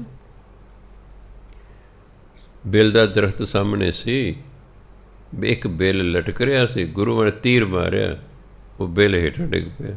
ਆਪ ਜੀ ਨੇ ਕਈ ਵਾਰੀ ਉਹਦਾ ਜੂਸ ਪੀਤਾ ਉਹਨੇ ਬਿੱਲ ਦਾ, ਗਰਮੀਆਂ 'ਚ ਪੀਂਦੇ ਨੇ, ਠੰਡਾ ਹੁੰਦਾ ਤਸੀਰ ਉਹਦੀ। ਗੁਰੂ ਮਹਾਰਾਜ ਕਹਿੰਦੇ ਮਾਧੋ ਦਾਸ ਬਿੱਲ ਚੱਕ ਕੇ ਲਿਆਏ। ਗੁਰੂ ਮਹਾਰਾਜ ਵਿੱਚੋਂ ਤੀਰ ਕੱਢਿਆ, ਉਹ ਵਿੱਚ ਟੱਕ ਪੈ ਗਏ। ਕਹਿੰਦੇ ਮਾਧੋ ਦਾਸ ਵੇਖ ਇਹਦੇ 'ਚ ਕੀ ਹੈ? ਕਹਿੰਦੇ ਜੀ ਇਹਦੇ ਇੱਕ ਕੀੜਾ ਹੈ। ਕਹਿੰਦੇ ਇਹੀ ਤੇਰਾ ਗੁਰੂ ਹੈ। ਕਹਿੰਦੇ ਜੀ ਮੈਨੂੰ ਕਿਵੇਂ ਵਿਸ਼ਵਾਸ ਹੋਵੇ ਵੀ ਮੇਰਾ ਗੁਰੂ ਹੈ? ਗੁਰੂ ਮਹਾਰਾਜ ਉਹੀ ਤੀਰ ਮਾਧੋ ਦਾਸ ਦੇ ਸਿਰ 'ਤੇ ਰੱਖਿਆ, ਉਹਦੀ ਦਿਵ ਦ੍ਰਿਸ਼ਟੀ ਖੁੱਲ੍ਹ ਗਈ। ਕੀ ਦਿਖਦਾ? ਤਾਂ ਗੁਰੂ ਹੀ ਹੈ। ਕਹਿੰਦਾ ਹਾਂ ਜੀ ਹੈ ਤੇ ਮੇਰਾ ਗੁਰੂ। ਦਸਮ ਪਾਤਸ਼ਾਹ ਕਹਿੰਦੇ ਇਹਨੂੰ ਪੁੱਛ ਵੀ ਤੁਸੀਂ ਇੰਨੀ ਤਪੱਸਿਆ ਕਰਦੇ ਸੀ, ਤੁਸੀਂ ਬਿੱਲ ਦੇ ਕੀੜੇ ਕਿਵੇਂ ਬਣ ਗਏ? ਤੇ ਅੱਗੋਂ ਔਗੜਨਾਥ ਬੋਲਦਾ, ਕਹਿੰਦੇ ਮਾਧੋ ਦਾਸ ਜਦੋਂ ਮੈਂ ਮਰਨ ਲੱਗਾ ਸੀ ਨਾ, ਤੂੰ ਇੱਥੇ ਮੇਰੀ ਮੰਜੀ ਡਾਹੀ ਸੀ ਤੇ ਮੇਰਾ ਮੂੰਹ ਇਸ ਬਿੱਲ ਦੇ ਦਰਖਤ ਵੱਲ ਸੀ। ਅਚਾਨਕ ਮੇਰਾ ਧਿਆਨ ਬਿੱਲ ਵੱਲ ਚਲਿਆ ਗਿਆ ਤੇ ਮੇਰੇ ਮਨ 'ਚ ਆਇਆ ਵੀ ਔਗੜਨਾਥ ਤੂੰ ਕਦੇ ਬਿੱਲ ਹੀ ਨਹੀਂ ਖਾ ਕੇ ਵੇਖਿਆ? ਬਸ ਇੰਨਾ ਹੀ ਖਿਆਲ ਆਇਆ ਤੇ ਮੇਰੀ ਜਾਨ ਨਿਕਲ ਗਈ, ਕਿਉਂਕਿ ਇੱਛਾ ਰਹਿ ਗਈ ਮਨ 'ਚ, ਬਿੱਲ ਨਹੀਂ ਖਾ ਕੇ ਮੈਂ ਉਦੋਂ ਦਾ ਮਰਨ ਤੋਂ ਬਾਅਦ ਉਦੋਂ ਦਾ ਕੀੜਾ ਬਣ ਕੇ ਬਿੱਲ ਖਾ ਰਿਹਾ। ਹੁਣ ਗੁਰੂ ਮਹਾਰਾਜ ਨੂੰ ਬੇਨਤੀ ਕਰ ਮੇਰੇ ਵੱਲੋਂ ਕਿ ਮੇਰੀ ਮੁਕਤੀ ਕਰਨ। ਤੇ ਫਿਰ ਗੁਰੂ ਮਹਾਰਾਜ ਨੇ ਔਗੜਨਾਥ ਨੂੰ ਉਸ ਕੀੜੇ ਦੀ ਜੂਨੀ 'ਚ ਕੱਢ ਕੇ ਮੁੜ ਕੇ ਸਵਰਗਾਂ ਨੂੰ ਭੇਜ ਦਿੱਤਾ। ਜਿੱਥੇ ਹੋਂ ਹੋਏਗੀ ਉੱਥੇ ਇੱਛਾ ਹੋਏਗੀ, ਜਿੱਥੇ ਇੱਛਾ ਹੋਏਗੀ ਉੱਥੇ ਜਨਮ ਹੋਏਗਾ, ਜਿੱਥੇ ਜਨਮ ਹੋਏਗਾ ਉੱਥੇ ਮੌਤ ਵੀ ਹੋਵੇਗੀ। ਇਸ ਲਈ ਹਉਮੈ ਕਰ ਕਰ ਜੰਤ ਉਪਾਇਆ, ਹਉਮੈ ਬੂਝੈ ਤਾਂ ਦਰ ਸੂਝੈ। ਹਉਮੈ ਖਤਮ ਹੋਵੇ ਤਾਂ ਪਰਮਾਤਮਾ ਦੇ ਦਰ ਦੀ ਸੋਝੀ ਆਉਂਦੀ ਹੈ। ਜਿੰਨਾ ਚਿਰ ਹਉਮੈ ਹੈ ਪਰਮਾਤਮਾ ਦਾ ਗਿਆਨ ਹੀ ਨਹੀਂ ਹੁੰਦਾ। ਆਹ ਜਿਹੜਾ ਵਾਹਿਗੁਰੂ ਵਾਹਿਗੁਰੂ ਕਰਨਾ, ਇਹ ਅੰਦਰੋਂ ਹਉਮੈ ਹੀ ਖਤਮ ਕਰਨਾ। ਹਉਮੈ ਸਿਮਰਨ ਤੋਂ ਬਿਨਾਂ ਨਹੀਂ ਖਤਮ ਹੁੰਦੀ। ਵਾਹਿਗੁਰੂ ਵਾਹਿਗੁਰੂ ਵਾਹਿਗੁਰੂ ਵਾਹਿਗੁਰੂ ਕਰਨਾ ਭਾਵੇਂ ਕਈ ਜਨਮ ਲੱਗ ਜਾਣ। ਜਦੋਂ ਹਉਮੈ ਖਤਮ ਹੋਏਗੀ ਬ੍ਰਹਮ ਗਿਆਨ ਹੋਏਗਾ, ਜਾਂ ਜਦੋਂ ਬ੍ਰਹਮ ਗਿਆਨ ਹੋਏਗਾ ਹਉਮੈ ਖਤਮ ਹੋ ਜਾਏਗੀ। ਜਦੋਂ ਹਉਮੈ ਖਤਮ ਹੋਏ ਦੁਬਾਰਾ ਜਨਮ ਹੀ ਨਹੀਂ ਹੁੰਦਾ, ਕਿਉਂ ਇੱਛਾ ਹੀ ਕੋਈ ਨਹੀਂ। ਇੱਛਾ ਨੇ ਹੀ ਸਾਨੂੰ ਜਨਮ ਦਿਲਾਣਾ, ਇੱਛਾ ਹੀ ਕੋਈ ਨਹੀਂ। ਅੰਦਰ ਹੋਂ ਹੀ ਕੋਈ ਨਹੀਂ, ਇਸ ਲਈ ਇੱਛਾ ਹੀ ਕੋਈ ਨਹੀਂ। ਨਾ ਕੋਈ ਇੱਛਾ ਨਾ ਕੋਈ ਜਨਮ ਹੋਣਾ ਹੈ। ਤਾਂ ਪਰਮਾਤਮਾ ਦੇ ਦਰ ਦੀ ਸੋਝੀ ਆਉਂਦੀ ਜਦੋਂ ਅੰਦਰੋਂ ਹਉਮੈ ਖਤਮ ਹੁੰਦੀ ਹੈ। ਗਿਆਨ ਵਿਹੂਣਾ ਕਥ ਕਥ ਲੂਝ। ਇਹ ਬ੍ਰਹਮ ਗਿਆਨ ਤੋਂ ਵਿਹੂਣਾ ਬੰਦਾ ਧਾਰਮਿਕ ਗੱਲਾਂ ਬੋਲ ਬੋਲ ਕੇ ਐਵੇਂ ਛੜੀ ਬਲੀ ਜਾਂਦਾ, ਲੂਝਿਆ ਜਾਂਦਾ, ਛੜਨਾ ਬਲਣਾ, ਦੂਜਿਆਂ ਨਾਲ ਬਹਿਸ ਕਰਨਾ, ਝਗੜੇ ਕਰਨਾ। ਰੱਬੀ ਗਿਆਨ ਹੈ ਨਹੀਂ, ਕਿਤਾਬੀ ਗਿਆਨ ਹੈ। ਕਿਤਾਬੀ ਗਿਆਨ ਨਾਲ ਬਹਿਸ ਕਰਦਾ ਰਹਿੰਦਾ। ਪੁਰਾਣੇ ਜ਼ਮਾਨੇ ਪੰਡਤਾਂ 'ਚ ਇਹ ਆਦਤ ਸੀ। ਇਹ ਜਿਹੜੇ 4 ਵੇਦ ਸਾਂ ਰੱਟੇ ਲਾ ਲੈਂਦੇ ਸਨ। ਫਿਰ ਕਹਿੰਦੇ ਸੀ ਅਸੀਂ ਚਤੁਰਵੇਦੀ ਹਾਂ ਜੀ। ਫਿਰ ਕਹਿੰਦੇ ਆਓ ਜਿਹਨੇ ਸਾਡੇ ਨਾਲ ਗਿਆਨ ਦਾ ਮੁਕਾਬਲਾ ਕਰਨਾ। ਗਿਆਨ ਚਰਚਾ ਹੁੰਦੇ ਸੀ। ਮੰਨ ਲਓ ਮੈਂ ਇੱਕ ਬੈਠਾ, ਇੱਕ ਸਰਦਾਰ ਰਘਵੀਰ ਸਿੰਘ ਜੀ ਬੈਠੇ ਨੇ। ਮੈਂ ਪ੍ਰਸ਼ਨ ਕੀਤਾ, ਰਘਵੀਰ ਸਿੰਘ ਉੱਤਰ ਦਿੱਤਾ। ਫਿਰ ਉਹਨਾਂ ਪ੍ਰਸ਼ਨ ਕੀਤਾ, ਮੈਂ ਉੱਤਰ ਦਿੱਤਾ। ਫਿਰ ਮੈਂ ਪ੍ਰਸ਼ਨ ਕੀਤਾ, ਉਹਨਾਂ ਉੱਤਰ ਦਿੱਤਾ। ਫਿਰ ਉਹਨਾਂ ਪ੍ਰਸ਼ਨ ਕੀਤਾ, ਮੈਂ।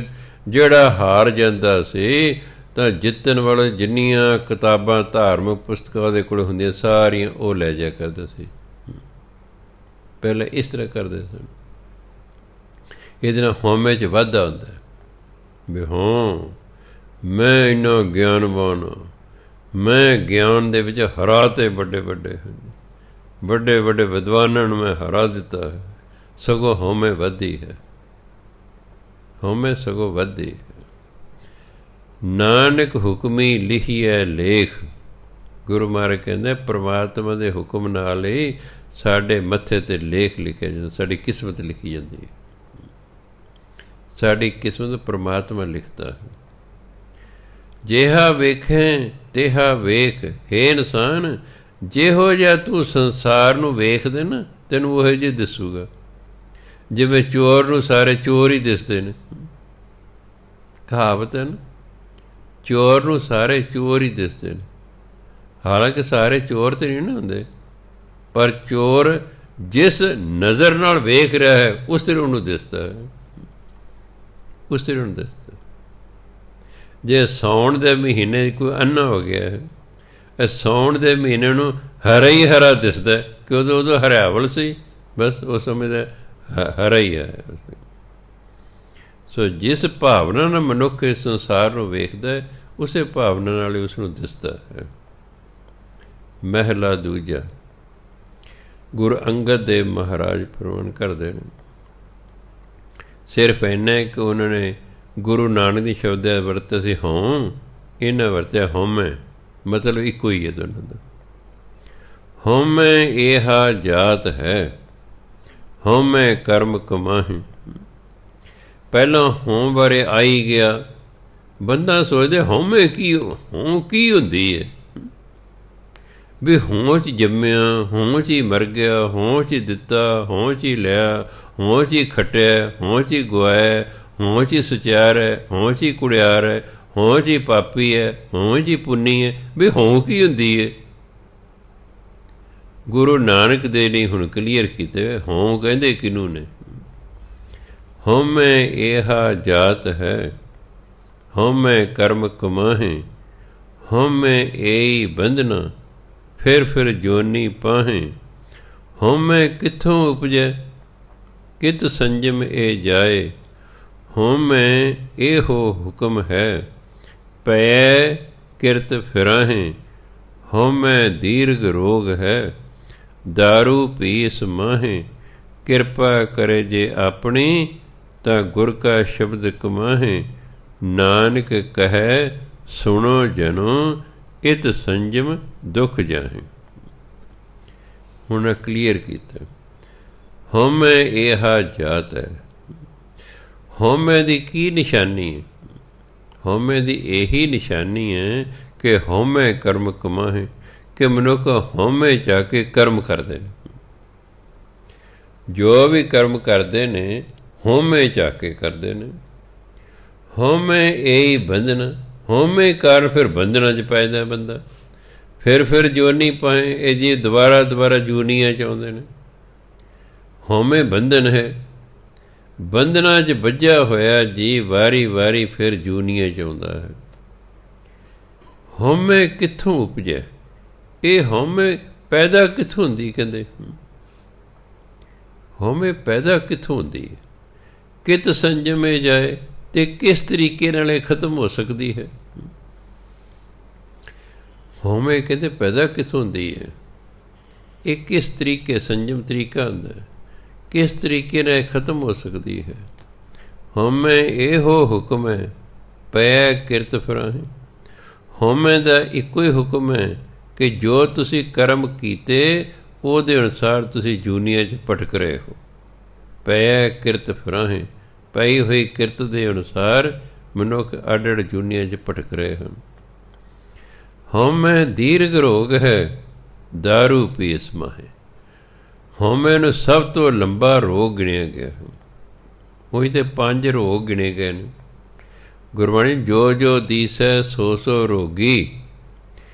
ਇੱਥੇ ਰੋਗੀ ਤਾਂ ਮਤਲਬ ਇਹ ਕਹਿਣਾ ਕਿਤੇ ਸਿਰ ਪੀੜ ਹੋ ਰਹੀ ਜੀ, ਕਿਤੇ ਢਿੱਡ ਪੀੜ ਹੋ ਰਹੀ, ਕਿਤੇ ਲੱਤਾਂ ਦੁਖ ਰਹੀਆਂ, ਕਿਤੇ ਲੱਕ ਦੁਖ ਰਿਹਾ, ਵੀ ਇਸ ਤਰ੍ਹਾਂ ਜਿੰਨੇ ਨੇ ਸਾਰੇ ਰੋਗੀ। ਨੋ, ਧਰਮ 'ਚ 5 ਰੋਗ ਗਿਣੇ ਗਏ ਨੇ।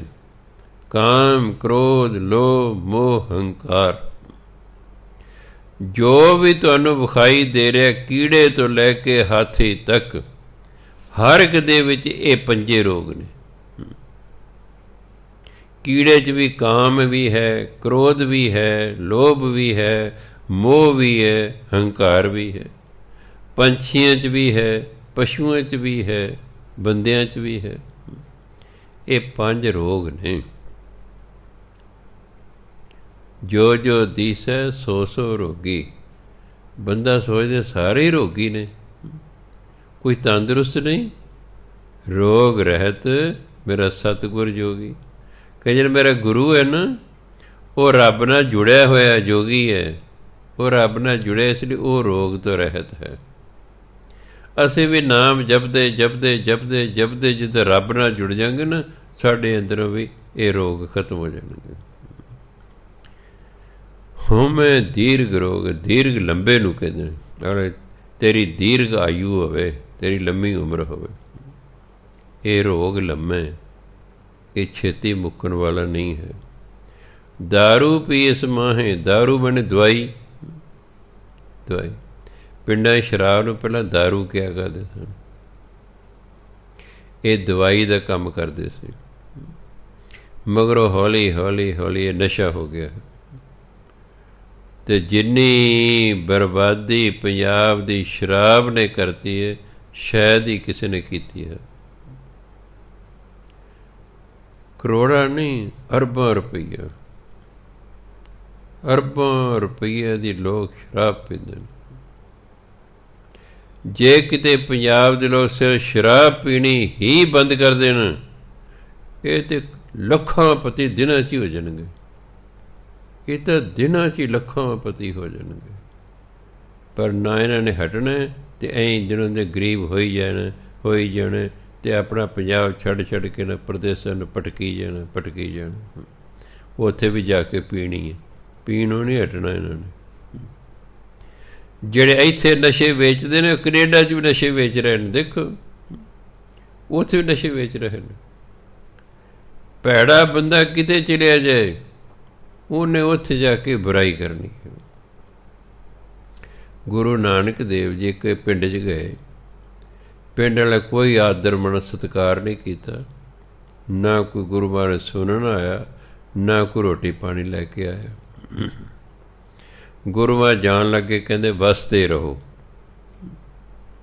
ਅਗਲੇ ਪਿੰਡ ਚਲੇ ਗਏ।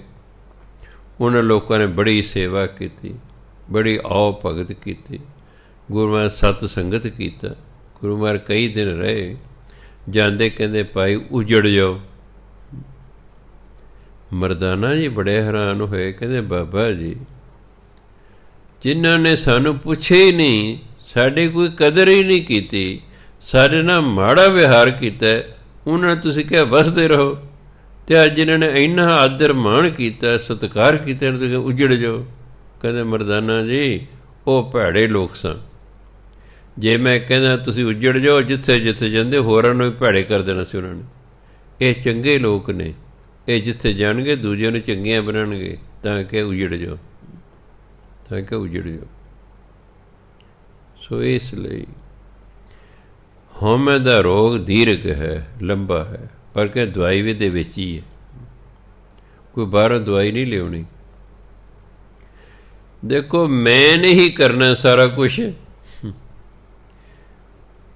ਜੇ ਸਿਮਰਨ ਕਰਨਾ ਤਾਂ ਫਿਰ ਮੈਂ ਨਹੀਂ ਕਰਨਾ ਨਾ। ਜੇ ਮੈਂ ਹੀ ਵਿੱਚ ਨਹੀਂ ਤਾਂ ਸਿਮਰਨ ਕੌਣ ਕਰੇਗਾ?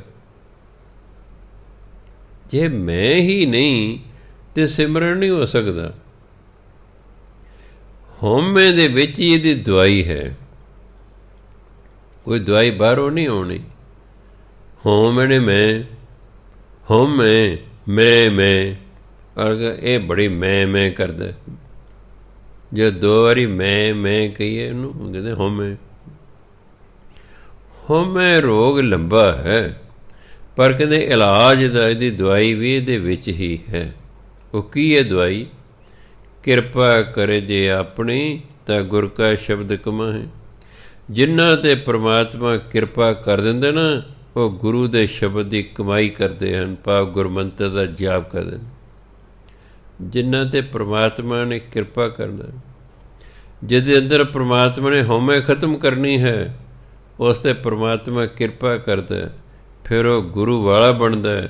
ਫਿਰ ਗੁਰੂ ਮਹਾਰਾਜ ਉਸ ਨੂੰ ਗੁਰਮੰਤਰ ਦਿੰਦੇ, ਫਿਰ ਉਹ ਦਿਨ ਰਾਤ ਉਸ ਗੁਰਮੰਤਰ ਦੀ ਕਮਾਈ ਕਰਦਾ ਹੈ। ਗੁਰ ਕਾ ਸ਼ਬਦ ਕਮਾਹੇ, ਗੁਰੂ ਦੇ ਸ਼ਬਦ ਦੀ ਕਮਾਈ ਕਰਦੇ ਹਨ। ਕਹੈ ਨਾਨਕ ਸੁਣੋ ਜਨੋ, ਗੁਰੂ ਮਹਾਰਾਜ ਕਹਿੰਦੇ ਹੇ ਜਨੋ ਸੁਣੋ, ਇਤ ਸੰਜਮ ਦੁੱਖ ਜਾਏ। ਇਸ ਤਰੀਕੇ ਨਾਲ ਹਉਮੈ ਦੇ ਰੋਗ ਦੁੱਖ ਨੇ ਖਤਮ ਹੁੰਦੇ ਨੇ। ਪਰਮਾਤਮਾ ਹੀ ਕਿਰਪਾ ਕਰਦਾ, ਉਸ ਨੂੰ ਗੁਰਮੰਤਰ ਦੀ ਦਾਤ ਮਿਲਦੀ ਹੈ। ਜੇ ਪਰਮਾਤਮਾ ਕਿਰਪਾ ਨਾ ਕਰਨਾ, ਗੁਰੂ ਧਾਰਨ ਨੂੰ ਜੀਓ ਹੀ ਨਹੀਂ ਕਰਦਾ। ਜਿੰਨਾ ਮਰਜ਼ੀ ਕਹੀ ਜਾਓ ਉਸ ਨੂੰ, ਕਿਸੇ ਨੂੰ ਤੁਸੀਂ ਜਿੰਨਾ ਮਰਜ਼ੀ ਕਹੀ ਜਾਓ, ਅਗਰ ਉਸ 'ਤੇ ਪਰਮਾਤਮਾ ਦੀ ਕਿਰਪਾ ਨਹੀਂ, ਤੁਹਾਡੀ ਨਹੀਂ ਮੰਨੇਗਾ, ਉਹ ਨਹੀਂ ਮੰਨੇਗਾ। ਜਦੋਂ ਪਰਮਾਤਮਾ ਦੀ ਕਿਰਪਾ ਹੋਈ, ਜਿਵੇਂ 21-20 ਵਾਲੇ ਆਪਣੇ ਰਿਸ਼ਤੇਦਾਰੀ ਕਰਕੇ ਕਾਫੀ ਦੇਰ ਕਹਿੰਦੇ ਰਹੇ ਵੀ ਤੁਸੀਂ ਆਇਆ ਕਰੋ ਉੱਥੇ ਬਾਬਾ ਜੀ ਕੋਲ। ਅਸੀਂ ਨਹੀਂ ਬਾਬੇ ਬੂਬੇ ਨੂੰ ਮੰਨਦੇ। ਉਹ ਕਹਿੰਦੇ ਨਹੀਂ, ਉਸ ਤਰ੍ਹਾਂ ਦੇ ਬਾਬੇ ਨਹੀਂ ਹੈਗੇ, ਕਥਾ ਵਾਰਤਾ ਕਰਦੇ ਨੇ, ਤੁਸੀਂ ਆ ਕੇ ਕਥਾ ਵਾਰਤਾ ਸੁਣਿਆ ਕਰੋ। ਨਾ ਇੱਕ ਹੀ ਨਹੀਂ ਆਏ। ਇੱਕ ਦਿਨ ਚਲੋ ਵਾਰੀ ਕਹੀ ਗਏ ਰਿਸ਼ਤੇਦਾਰ ਸਨ। ਜਿਹੜਾ ਚੰਗਾ ਬੰਦਾ ਹੁੰਦਾ ਨਾ, ਉਹ ਕਹਿੰਦਾ ਭਾਈ ਇਹ ਸਤਸੰਗ ਕਰਨਗੇ ਨਾ ਜ਼ਿੰਦਗੀ ਬਦਲ ਜਾਏਗੀ। ਉਹ ਕਹਿੰਦੇ ਰਹਿੰਦੇ ਨੇ।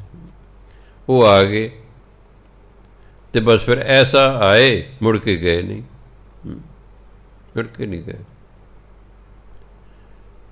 ਸੋ ਭਲਾ ਹੋ ਗਿਆ, ਉਹਨਾਂ ਨੂੰ ਪੁੰਨ ਮਿਲ ਗਏ। 21-20 ਵਾਲਿਆਂ ਨੂੰ ਪੁੰਨ ਮਿਲ ਗਿਆ ਕਿ ਉਹ ਸਤਸੰਗ 'ਚ ਲੈ ਕੇ ਆਏ। ਉਹਨਾਂ ਨੂੰ ਪੁੰਨ ਮਿਲ ਗਿਆ ਵੀ ਸਤਸੰਗ 'ਚ ਲਿਆ। ਉਹਨਾਂ ਦਾ ਜੀਵਨ ਹੀ ਬਦਲ ਗਿਆ ਸਤਸੰਗ 'ਚ ਆ ਕੇ, ਕਿਉਂਕਿ ਗੁਰੂ ਮਹਾਰਾਜ ਸਾਡੇ ਜੀਵਨ ਨੂੰ ਬਦਲਣਾ ਹੈ। ਉਹ ਪਰਮਾਤਮਾ ਕਿਰਪਾ ਕਰਦਾ, ਇਸ ਮਨੁੱਖ ਨੂੰ ਗੁਰੂ ਕੋਲੇ ਭੇਜਦਾ। ਉਂਝ ਨਹੀਂ ਬੰਦਾ ਜਾਂਦਾ ਉਹਦੀ ਕਿਰਪਾ ਤੋਂ ਬਿਨਾਂ। ਜਿੰਨੇ ਦਿਨ ਕਿਰਪਾ ਨਹੀਂ ਸੀ ਕਹਿੰਦੇ ਰਹੇ, ਉਹ ਨਹੀਂ ਮੰਨੇ।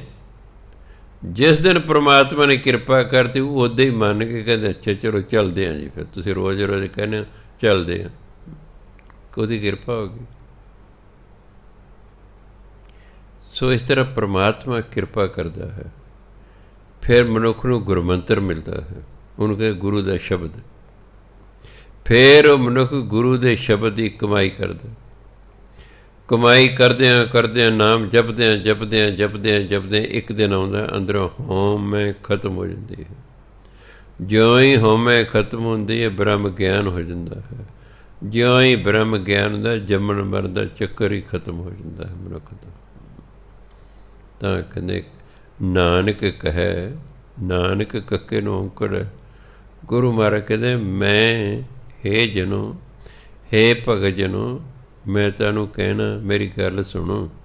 ਇਤ ਸੰਜਮ, ਇਸ ਤਰੀਕੇ ਨਾਲ ਜਿਹੜੇ 5 ਦੁੱਖ ਨੇ ਨਾ, ਇਹ ਖਤਮ ਹੋ ਜਾਣਗੇ। ਪੌੜੀ ਸੇਵ ਕੀਤੀ ਸੰਤੋਖੀ। ਪੁਰਾਣੇ ਜ਼ਮਾਨੇ ਦੇ ਵਿੱਚ ਬਿਹਾਰੀ ਤੋਂ ਪਹਿਲਾਂ ਬਿੰਦੀ ਲੱਗਦੀ ਹੁੰਦੀ ਸੀ। ਅੱਜ ਕੱਲ੍ਹ ਬਿਹਾਰੀ ਤੋਂ ਬਾਅਦ 'ਚ ਬਿੰਦੀ ਲੱਗਦੀ ਹੈ। ਇਹ ਦੇਖੋ ਈੜੀ ਦੇ ਉੱਤੇ ਬਿੰਦੀ ਲੱਗੀ ਹੋਈ ਹੈ। ਇਸ ਬਿੰਦੀ ਨੂੰ ਬਿਹਾਰੀ ਦੇ ਪਿਛਲੇ ਪਾਸੇ ਸਮਝਣੇ ਜਦੋਂ ਬੋਲਣਾ। ਸੇਵ ਕੀਤੀ ਸੰਤੋਖੀ ਜਿੰਨੀ ਆ ਨੰਨੇ ਦੇ ਪੈਰ 'ਚ ਨਾ ਇੱਕ ਟੇਢੀ ਲਾਈਨ ਲੱਗੀ ਹੋਈ ਹੈ। ਇਹ ਅੱਧੇ ਹਾਹੇ ਦਾ ਕੰਮ ਕਰਦੀ ਹੈ। ਇਹ ਕਾਹਦਾ ਕੰਮ ਕਰਦੀ ਹੈ? ਅੱਧੇ ਹਾਹੇ ਦਾ। ਜਿੰਨੀ, ਜੇ ਇਹ ਨਾ ਹੁੰਦਾ ਫਿਰ ਹੁੰਦਾ ਜਿੰਨੀ, ਵੀ ਜਿੰਨੀ ਚੀਜ਼ ਤੁਹਾਨੂੰ ਚਾਹੀਦੀ ਓਨੀ ਲੈ ਲਓ। ਇਹ ਹੋ ਗਿਆ ਜਿਨ੍ਹਾਂ ਨੇ ਸੇਵ ਕੀਤੀ ਸੰਤੋਖਈ, ਜਿਨੀ ਸੱਚੋ ਸੱਚ ਧਿਆਇਆ। ਉਹਨੀ ਫਿਰ ਨਿੰਨੇ ਪੈਰ ਜਹਾਹਾ ਲੱਗਾ, ਉਹਨੀ ਮੰਦਾ ਪੈਰ ਨਾ ਰੱਖਿਓ। ਇਹ ਮੰਦੇ ਨਹੀਂ ਪੜ੍ਹ ਦੇਣਾ। ਮੰਦੇ ਪੈਰ ਤੋਂ ਉਹਦੇ ਪੈਰ ਗੰਦੇ ਨੇ। ਮੰਦਾ ਪੈਰ ਦਾ ਮਤਲਬ ਮਾੜੇ ਪਾਸੇ ਨੂੰ ਨਹੀਂ ਜਾਣਾ, ਕੁਸੰਗਤ ਵੱਲ ਨਹੀਂ ਜਾਣਾ। ਮੰਦਾ ਪੜ੍ਹਨਾ, ਪੜ੍ਹਨ ਵੇਲੇ ਬੜਾ ਖਿਆਲ ਰੱਖਣਾ, ਧਿਆਨ ਨਾਲ ਪੜ੍ਹਨਾ। ਦੱਦੇ ਨੂੰ ਦਿਲਾਵਾਂ ਕਿਸੇ ਨੂੰ ਪੁੱਛ ਲਓ ਕੀ ਆਂਦੀ ਉਹ ਕਹੇਗਾ ਦੈ। ਪਰ ਕਈ ਜੇ ਪਾਠੀ ਜਦੋਂ ਧਿਆਨ ਨਾਲ ਬਾਣੀ ਨਹੀਂ ਪੜ੍ਹਦੇ ਫਿਰ ਪੜ੍ਹਦੇ ਉਹਨੀ ਮੰਦੇ ਪੈਰ ਨਾ ਰੱਖਿਓ। ਅਰਥ ਹੀ ਬਦਲ ਦਿੰਦੇ ਨੇ, ਅਰਥ ਬਦਲ ਜਾਂਦੇ ਨੇ। ਲਾਂ ਬੋਲੋਗੇ ਹੋਰ ਅਰਥ ਹੋ ਜਾਏਗਾ, ਦਲਾਵਾਂ ਬੋਲੋਗੇ ਹੋਰ ਅਰਥ ਹੋ ਜਾਏਗਾ। ਇਸ ਲਈ ਬਾਣੀ ਬੜੇ ਧਿਆਨ ਨਾਲ ਪੜ੍ਹਨੀ ਚਾਹੀਦੀ, ਕਿਉਂਕਿ ਲਿਖੀ ਹੀ ਬੜੇ ਧਿਆਨ ਨਾਲ ਗਈ ਹੈ। ਨਹੀਂ ਤਾਂ ਪੈਰ ਪੱਪੇ ਨੂੰ ਦਿਲਾਵਾਂ ਰਾਰਾ ਵੀ ਪਾ ਸਕਦੇ ਸਾਂ। ਪੈਰ ਰਾਰੇ ਨੌਕੜ ਕਿਉਂ ਪਾਈ ਭਾਈ ਗੁਰਦਾਸ ਜੀ ਨੇ? ਕੋਈ ਮਤਲਬ ਹੋਣਾ? ਮਤਲਬ ਹੋਣਾ? ਪੈਰ ਦੇ ਦੋ ਹੁੰਦੇ ਨੇ। ਹੁਣ ਉਹਨਾਂ ਰਾਰੇ ਨੌਕੜ ਪਾ ਕੇ ਇੱਕੋ ਬਣਾਤਾ। ਮੰਦੇ ਪੈਰ ਦਾ ਮਤਲਬ ਮੰਦੇ ਪਾਸੇ। ਉਹ ਮੰਦੇ ਪਾਸੇ ਨੂੰ ਪੈਰ ਨਹੀਂ ਪੁੱਟਦੇ, ਉਸ ਪਾਸੇ ਨਹੀਂ ਜਾਂਦੇ। ਉਹਨੀ ਮੰਦਾ ਪੈਰ ਨਾ ਰੱਖਿਓ, ਕਰ ਸੁਕ੍ਰਿਤ ਧਰਮ ਕਮਾਇਆ। ਸੁਕਿਰਤ, ਕਿਰਤ ਤਾਂ ਸਾਰੇ ਹੀ ਕਰਦੇ ਨੇ। ਕਿਰਤ ਮਨੇ ਕੰਮ, ਜਿਹਨੂੰ ਹਿੰਦੀ ਕਹਿੰਦੇ ਕ੍ਰਿਤ। ਹਿੰਦੀ 'ਚ ਕ੍ਰਿਤ ਹੁੰਦਾ, ਪੰਜਾਬੀ 'ਚ ਕਿਰਤ ਹੁੰਦਾ। ਸੁਕ੍ਰਿਤ ਚੰਗਾ ਕੰਮ, ਸੋ ਚੰਗੇ ਨੂੰ ਕਹਿੰਦੇ। ਉਹਨੇ ਮੰਦਾ ਪੈਰ ਨਾ ਰੱਖਿਓ, ਕਰ ਸੁਕ੍ਰਿਤ ਧਰਮ ਕਮਾਇਆ। ਉਹਨੇ ਦੁਨੀਆ ਤੋੜੇ ਬੰਧਨਾ, ਅੰਨ ਪਾਣੀ ਥੋੜ੍ਹਾ ਖਾਇਆ। ਤੂੰ ਬਖਸ਼ੀਸ਼ੀ ਅਗਲਾ। ਇਹ ਬਖਸ਼ਿਸ਼ ਜਿਹੜਾ ਸ਼ਬਦ ਹੈ ਫਾਰਸੀ ਦਾ ਹੈ। ਬਖਸ਼ੀਸ਼ੀ, ਖੱਖੇ ਦੇ ਪੈਰ 'ਚ ਬਿੰਦੀ, ਦੋਨਾਂ ਸੱਸਿਆਂ ਦੇ ਪੈਰ 'ਚ ਬਿੰਦੀ ਲਾ ਕੇ ਬੋਲੇ ਤੂੰ ਬਖਸ਼ੀਸ਼ੀ ਅਗਲਾ। ਬਖਸ਼ੀਸ਼ੀ ਹੁੰਦਾ ਬਖਸ਼ਿਸ਼ ਕਰਨ ਵਾਲਾ, ਅਗਲਾ ਮੈਨੇ ਬਹੁਤ। ਤੂੰ ਬਖਸ਼ੀਸ਼ੀ ਅਗਲਾ, ਨਿਤ ਦੇਵੇਂ ਚੜ੍ਹੇ ਸਵਾਇਆ। ਵਡਿਆਈ ਵੱਡਾ ਪਾਇਆ। ਸੇਵ ਕੀਤੀ ਸੰਤੋਖਈ। ਕੌਣ ਸਿਮਰਨ ਕਰਦਾ? ਕੌਣ ਗੁਰੂ ਦੀ ਸੇਵਾ ਕਰਦਾ? ਜਿਹਦੇ ਅੰਦਰ ਸਬਰ ਸੰਤੋਖ ਹੁੰਦਾ। ਅਗਰ ਅੰਦਰ ਸਬਰ ਸੰਤੋਖ ਨਹੀਂ, ਕੋਈ ਸੇਵਾ ਨਹੀਂ ਕਰਦਾ। ਸਿਮਰਨ ਤੇ ਸੇਵਾ ਉਹੀ ਲੋਕ ਕਰ ਸਕਦੇ ਜਿਨ੍ਹਾਂ ਦੇ ਅੰਦਰ ਸਬਰ ਸੰਤੋਖ ਹੈ। ਸੇਵ ਕੀਤੀ ਸੰਤੋਖੀ, ਜਿਨੀ ਸੱਚੋ ਸੱਚ ਧਿਆਇਆ। ਸੱਚੋ ਸੱਚ ਪਾ ਪਰਮਾਤਮਾ ਨੂੰ। ਜਿਹੜੇ ਸਬਰ ਸੰਤੋਖ ਵਾਲੇ ਲੋਕ ਨੇ ਉਹੀ ਗੁਰੂ ਦੀ ਪਰਮਾਤਮਾ ਦੀ ਸੇਵਾ ਕਰਦੇ ਨੇ, ਉਹੀ ਨਾਮ ਜਪਦੇ ਨੇ, ਉਹੀ ਨਾਮ ਜਪਦੇ ਨੇ। ਬੇਸਬਰਾ ਨਹੀਂ ਕਰਿਆ ਕਰਦਾ। ਪਾਠ ਕਰਨਾ ਸਬਰ ਚਾਹੀਦਾ। ਬੇਸਬਰਾ ਤੇ ਕਾਹਲਾ ਪੈ ਜਾਂਦਾ, ਕਾਹਲਾ ਪੈ ਜਾਏਗਾ ਤਾਂ।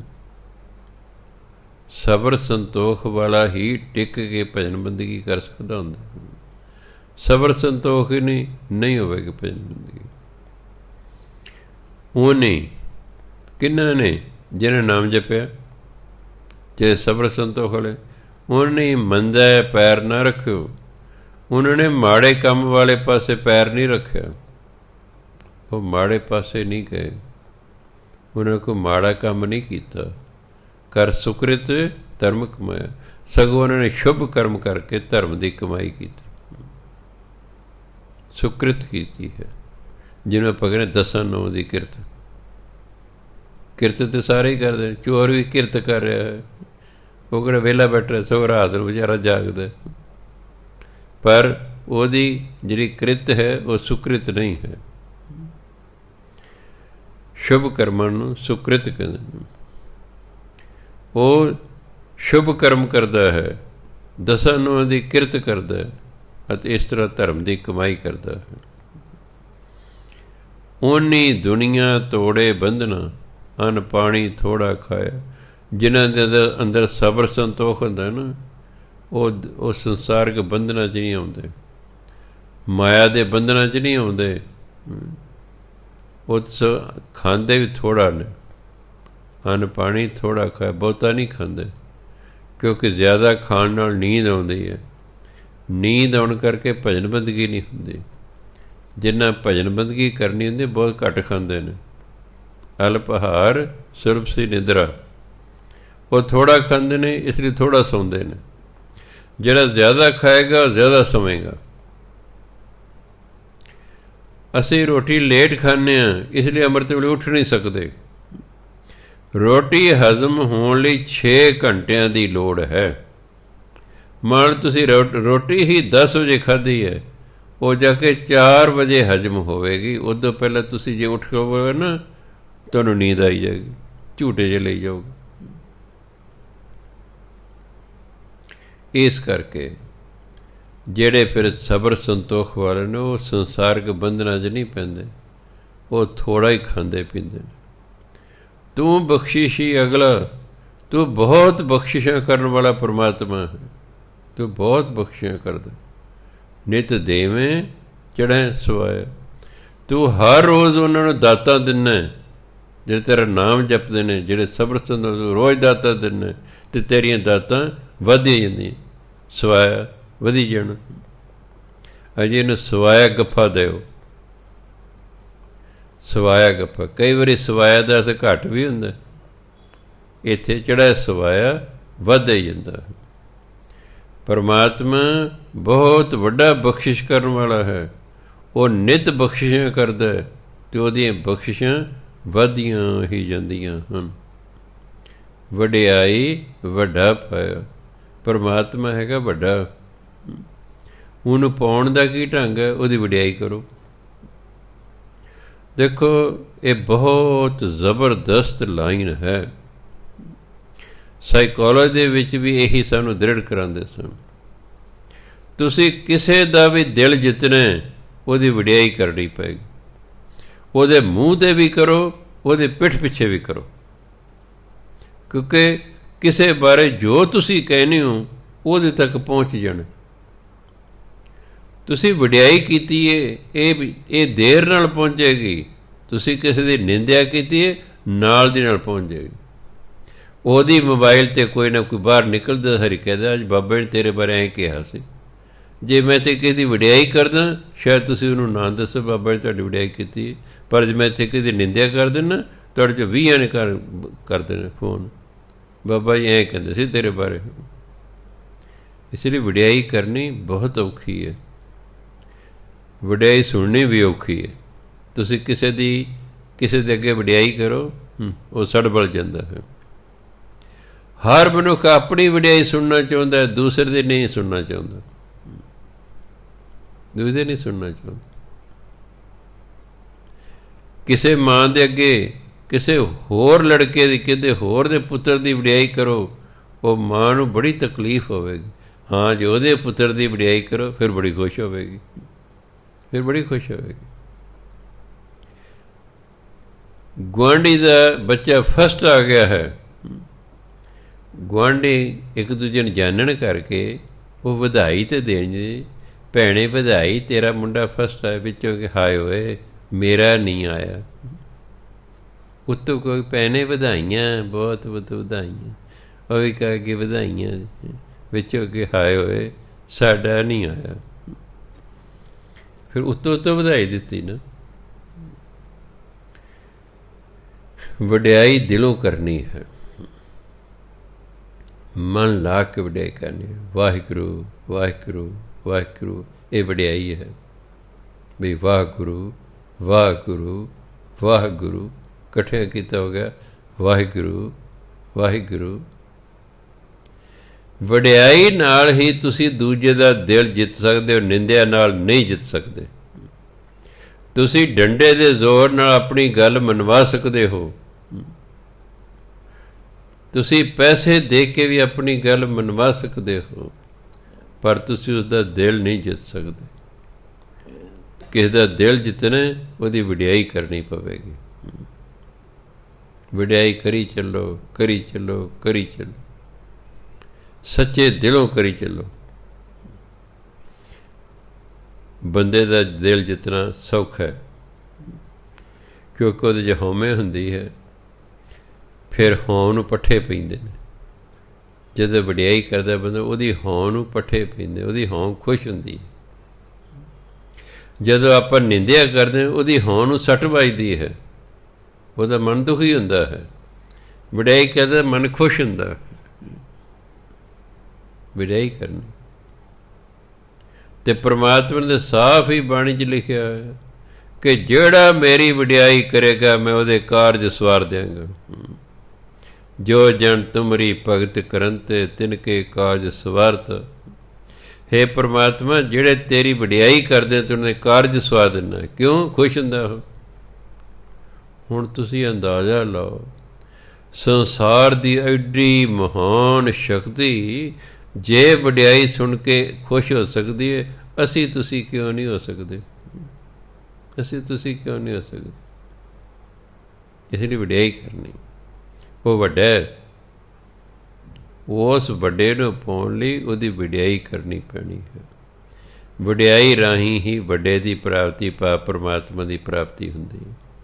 ਸੌਖੇ ਢੰਗ ਦੱਸੇ ਵੀ ਰੱਬ ਕਿਵੇਂ ਮਿਲਦਾ ਹੈ? ਵਡਿਆਈ ਵੱਡਾ ਪਾਇਆ, ਵਡਿਆਈ ਕਰ ਕਰਕੇ ਉਸ ਵੱਡੇ ਦੀ ਪ੍ਰਾਪਤੀ ਹੋ ਜਾਂਦੀ ਹੈ। ਅਤੇ ਵਡਿਆਈ ਲਈ ਸਿੱਖ ਧਰਮ 'ਚ ਬਹੁਤ ਵਧੀਆ ਇੱਕ ਸ਼ਬਦ ਲੱਭਿਆ, ਵਾਹਿਗੁਰੂ। ਵਾਹਿਗੁਰੂ ਸ਼ਬਦ ਦੇ ਵਿੱਚ ਪਰਮਾਤਮਾ ਦੀਆਂ ਸਾਰੀਆਂ ਵਡਿਆਈਆਂ ਹਨ। ਉਹੀ ਤਾਂ ਪਰਮਾਤਮਾ ਦੀ ਤਾਂ ਹਜ਼ਾਰਾਂ ਵਡਿਆਈਆਂ ਨੇ, 1200 ਵਡਿਆਈਆਂ ਪਰਮਾਤਮਾ ਦੀਆਂ ਤਾਂ ਜਾਪ ਸਾਹਿਬ 'ਚ ਹੀ ਗਿਣੀਆਂ ਦਸਮ ਪਾਤਸ਼ਾਹ ਨੇ। ਪਰਮਾਤਮਾ ਦੀ ਤਾਂ ਬੇਅੰਤ ਵਡਿਆਈਆਂ ਹਨ। ਗੁਰੂਆਂ ਨੇ ਕਾਢ ਕੱਢੀ ਵੀ ਇੰਨੀ ਹੈ, ਤੂੰ ਦਿਆਲੂ ਹੈ, ਤੂੰ ਕਿਰਪਾਲੂ ਹੈ, ਤੂੰ ਬਖਸ਼ਿੰਦ ਹੈ, ਤੂੰ ਰਹੀਮ ਹੈ, ਤੂੰ ਕਰੀਮ ਹੈ। ਇੰਨਾ ਕੁਛ ਕੀ ਕਰੇਗਾ ਬੰਦਾ? ਇੱਕ ਸ਼ਬਦ ਕੱਢੋ ਜਿਹਦੇ ਵਿੱਚ ਪਰਮਾਤਮਾ ਦੀ ਸਾਰੀਆਂ ਵਡਿਆਈਆਂ ਹੋਣ, ਅਤੇ ਉਹਨਾਂ ਨੇ ਗੁਰਮੰਤਰ ਸ਼ਬਦ ਕੱਢਿਆ। ਬਈ ਗੁਰਮੰਤਰ ਦਾ ਜਾਪ ਕਰੋ, ਇਸੇ 'ਚ ਹੀ ਪਰਮਾਤਮਾ ਦੀ ਸਾਰੀਆਂ ਵਡਿਆਈਆਂ ਹਨ। ਅਤੇ ਵਡਿਆਈ ਕਰ ਕਰਕੇ ਹੀ ਉਸ ਵੱਡੇ ਪਰਮਾਤਮਾ ਦੀ ਪ੍ਰਾਪਤੀ ਹੁੰਦੀ ਹੈ। ਬਸ ਇਸ ਲਈ ਜਿੰਨਾ ਸਮਾਂ ਮਿਲੇ ਵਾਹਿਗੁਰੂ ਵਾਹਿਗੁਰੂ ਵਾਹਿਗੁਰੂ, ਉੱਠਦੇ ਬੈਠਦੇ ਤੁਰਦੇ ਫਿਰਦੇ ਕੰਮ ਧੰਦਾ ਕਰਦੇ, ਰੋਟੀਆਂ ਪਕਾਉਂਦੇ, ਪੋਚੇ ਲਾਉਂਦੇ, ਆਟਾ ਗੁੰਨਦੇ, ਬਾਜ਼ਾਰ ਜਾਂਦੇ ਆਉਂਦੇ, ਦਫ਼ਤਰ ਜਾਂਦੇ ਆਉਂਦੇ, ਸੈਰ ਕਰਦੇ, ਹਰ ਵਕਤ ਵਾਹਿਗੁਰੂ ਵਾਹਿਗੁਰੂ ਵਾਹਿਗੁਰੂ ਵਾਹਿਗੁਰੂ ਕਰਦੇ ਰਹੇ। ਇੱਕ ਦਿਨ ਆਏਗਾ ਪਰਮਾਤਮਾ ਤੁਹਾਨੂੰ ਪਸੰਦ ਕਰੇਗਾ ਵੀ ਸੱਚੇ ਦਿਲੋਂ ਮੇਰੀ ਵਡਿਆਈ ਕਰਦਾ, ਅਤੇ ਉਹਦੇ ਉਹਨੇ ਕਿਰਪਾ ਕਰ ਦੇਣੀ। ਜਿਹਦੇ ਉਹਨੇ ਕਿਰਪਾ ਕਰ ਦੇਣੀ, ਬਸ ਉਹਦੇ ਸਾਨੂੰ ਪ੍ਰਾਪਤੀ ਹੋ ਜਾਣੀ ਹੈ। ਇਸ ਲਈ ਕੋਈ ਅਸੂਲ ਯਾਦ ਰੱਖਣਾ, ਵਡਿਆਈ ਵੱਡਾ ਪਾਇਆ। ਵਡਿਆਈ ਰਾਹੀਂ ਹੀ ਉਸ ਵੱਡੇ ਪਰਮਾਤਮਾ ਦੀ ਪ੍ਰਾਪਤੀ ਹੁੰਦੀ ਹੈ। ਅਤੇ ਜਦੋਂ ਉਹਦੀ ਪ੍ਰਾਪਤੀ ਹੋ ਗਈ, ਹਉਮੈ ਆਪਣੇ ਆਪ ਹੀ ਖਤਮ ਹੋ ਗਈ। ਇਹਨੂੰ ਡੰਡਿਆਂ ਨਾਲ ਨਹੀਂ ਖਤਮ ਕੀਤਾ ਜਾ ਸਕਦਾ, ਇਹਨੂੰ ਸਮਝਾਉਣ ਨਾਲ ਵੀ ਇਹ ਖਤਮ ਨਹੀਂ ਹੁੰਦੀ। ਮੈਨੂੰ ਸਮਝ ਆ ਗਈ ਹੈ ਅਤੇ ਖਤਮ ਹੋ ਜਾਏਗੀ। ਨੋ, ਇਹ ਤਾਂ ਵਡਿਆਈ ਕਰਦੇ ਰਹਿਣਾ, ਵਾਹਿਗੁਰੂ ਵਾਹਿਗੁਰੂ ਵਾਹਿਗੁਰੂ ਵਾਹਿਗੁਰੂ ਕਰਦੇ ਰਹਿਣਾ ਹੈ, ਮਰਨ ਤੱਕ ਕਰਦੇ ਰਹਿਣਾ। ਜਿੱਦੇ ਪਰਮਾਤਮਾ ਦੀ ਕਿਰਪਾ ਹੋ ਗਈ, ਉਹਦੇ ਅੰਦਰੋਂ ਹਉਂ ਖਤਮ ਹੋ ਜਾਣੀ ਹੈ। ਜਿਉਂ ਹੀ ਹਉਂ ਖਤਮ ਹੋਣੀ ਹੈ, ਬ੍ਰਹਮ ਗਿਆਨ ਹੋ ਜਾਣਾ। ਜਿਉਂ ਹੀ ਬ੍ਰਹਮ ਗਿਆਨ ਹੋਣਾ, ਜੰਮਣ ਮਰਨ ਦਾ ਚੱਕਰ ਹੀ ਖਤਮ ਹੋ ਜਾਣਾ ਹੈ। ਸੋ ਸਤਿਕਾਰਯੋਗ ਸਾਧ ਸੰਗਤ ਜੀ, ਜਿੰਨਾ ਵੀ ਸਮਾਂ ਮਿਲੇ, ਇਹ ਕੀਮਤੀ ਸਮਾਂ ਹੈ ਮਨੁੱਖਾ ਜੀਵਨ। ਇਹ ਫਿਰ ਰੋਜ਼ ਰੋਜ਼ ਮਨੁੱਖਾ ਜੀਵਨ ਨਹੀਂ ਮਿਲਣਾ। ਨਾਨਕ ਕਦ ਆਵੇ ਵਾਰੀ, ਪਤਾ ਨਹੀਂ ਦੁਬਾਰਾ ਮਨੁੱਖਾ ਜੀਵਨ ਕਦੋਂ ਮਿਲਣਾ ਹੈ। ਮਿਲਣਾ ਵੀ ਹੈ ਕਿ ਨਹੀਂ ਮਿਲਣਾ। ਹੁਣ ਮਿਲਿਆ ਹੋਇਆ ਹੈ, ਜਿੰਨਾ ਵੀ ਕਿਸੇ ਕੋਲ ਸਮਾਂ ਰਹਿ ਗਿਆ ਹੈ। ਕਈਆਂ ਦਾ ਫੋਰਨ ਕੰਟਰੀਆਂ ਤੋਂ ਮੈਨੂੰ ਟੈਲੀਫੋਨ ਕੇ, ਬਾਬਾ ਜੀ ਅਸੀਂ ਤਾਂ ਇੰਨੀ ਜ਼ਿੰਦਗੀ ਐਵੇਂ ਹੀ ਬਰਬਾਦ ਕਰਦੇ। ਆਹ ਨਿਤਨੇਮ ਦੀ ਮਹਾਨਤਾ ਦਾ ਪਤਾ ਹੀ ਸਾਨੂੰ ਤੁਹਾਡੇ ਤੋਂ ਲੱਗਾ। ਅਸੀਂ ਤੁਹਾਡੇ ਬਹੁਤ ਬਹੁਤ ਧੰਨਵਾਦੀ ਹਾਂ। ਧੰਨਵਾਦ ਦੇ ਟੈਲੀਫੋਨ ਆਉਂਦੇ ਰਹਿੰਦੇ ਨੇ ਵੀ ਸਾਨੂੰ ਤਾਂ ਗਿਆਨ ਪ੍ਰਾਪਤ ਹੋ ਰਿਹਾ, ਅਸੀਂ ਐਵੇਂ ਜ਼ਿੰਦਗੀ ਬਤੀਤ ਇੰਨੇ ਸਾਲ ਕਰੀ ਗਏ। ਸੋ ਇਸ ਲਈ ਜਿੰਨਾ ਸਮਾਂ ਮਿਲੇ ਵਾਹਿਗੁਰੂ ਵਾਹਿਗੁਰੂ, ਔਖਾ ਕੋਈ ਨਹੀਂ ਕੰਮ। ਅਨਪੜ੍ਹ ਬੰਦਾ ਵੀ ਵਾਹਿਗੁਰੂ ਵਾਹਿਗੁਰੂ ਕਰ ਸਕਦਾ ਹੈ, ਚਲੋ ਬਾਣੀ ਤਾਂ ਪੜ੍ਹੇ ਲਿਖੇ ਪੜ੍ਹ ਸਕਦੇ ਨੇ, ਅਨਪੜ੍ਹ ਬੰਦਾ ਤਾਂ ਵਾਹਿਗੁਰੂ ਵਾਹਿਗੁਰੂ ਕਰ ਸਕਦਾ ਹੈ। ਇਸ ਲਈ ਜਿੰਨਾ ਸਮਾਂ ਮਿਲੇ ਐਵੇਂ ਨਹੀਂ ਗਵਾਉਣਾ, ਇਹ ਬੜਾ ਕੀਮਤੀ ਹੈ। ਇਹ ਗੰਦੇ ਗਾਣੇ ਸੁਣ ਕੇ ਸਮਾਂ ਨਹੀਂ ਗਵਾਉਣਾ, ਆਹ ਫਜ਼ੂਲ ਦੀਆਂ ਖਬਰਾਂ ਸੁਣ ਕੇ ਆਪਣਾ ਟਾਈਮ ਖਰਾਬ ਨਹੀਂ ਕਰਨਾ। ਵੱਧ ਤੋਂ ਵੱਧ ਸਮੇਂ ਦਾ ਸਦ ਉਪਯੋਗ ਕਰਨਾ, ਸ਼ੁਭ ਕਰਮ ਕਰਨੇ ਨੇ, ਨਾਲ ਨਾਮ ਜਪਣਾ, ਬਸ ਆਨੰਦ ਹੀ ਆਨੰਦ ਹੈ। ਸਤਿਕਾਰਯੋਗ ਸਾਧ ਸੰਗਤ ਜੀ, ਵਾਹਿਗੁਰੂ ਜੀ ਕਾ ਖਾਲਸਾ, ਵਾਹਿਗੁਰੂ ਜੀ ਕੀ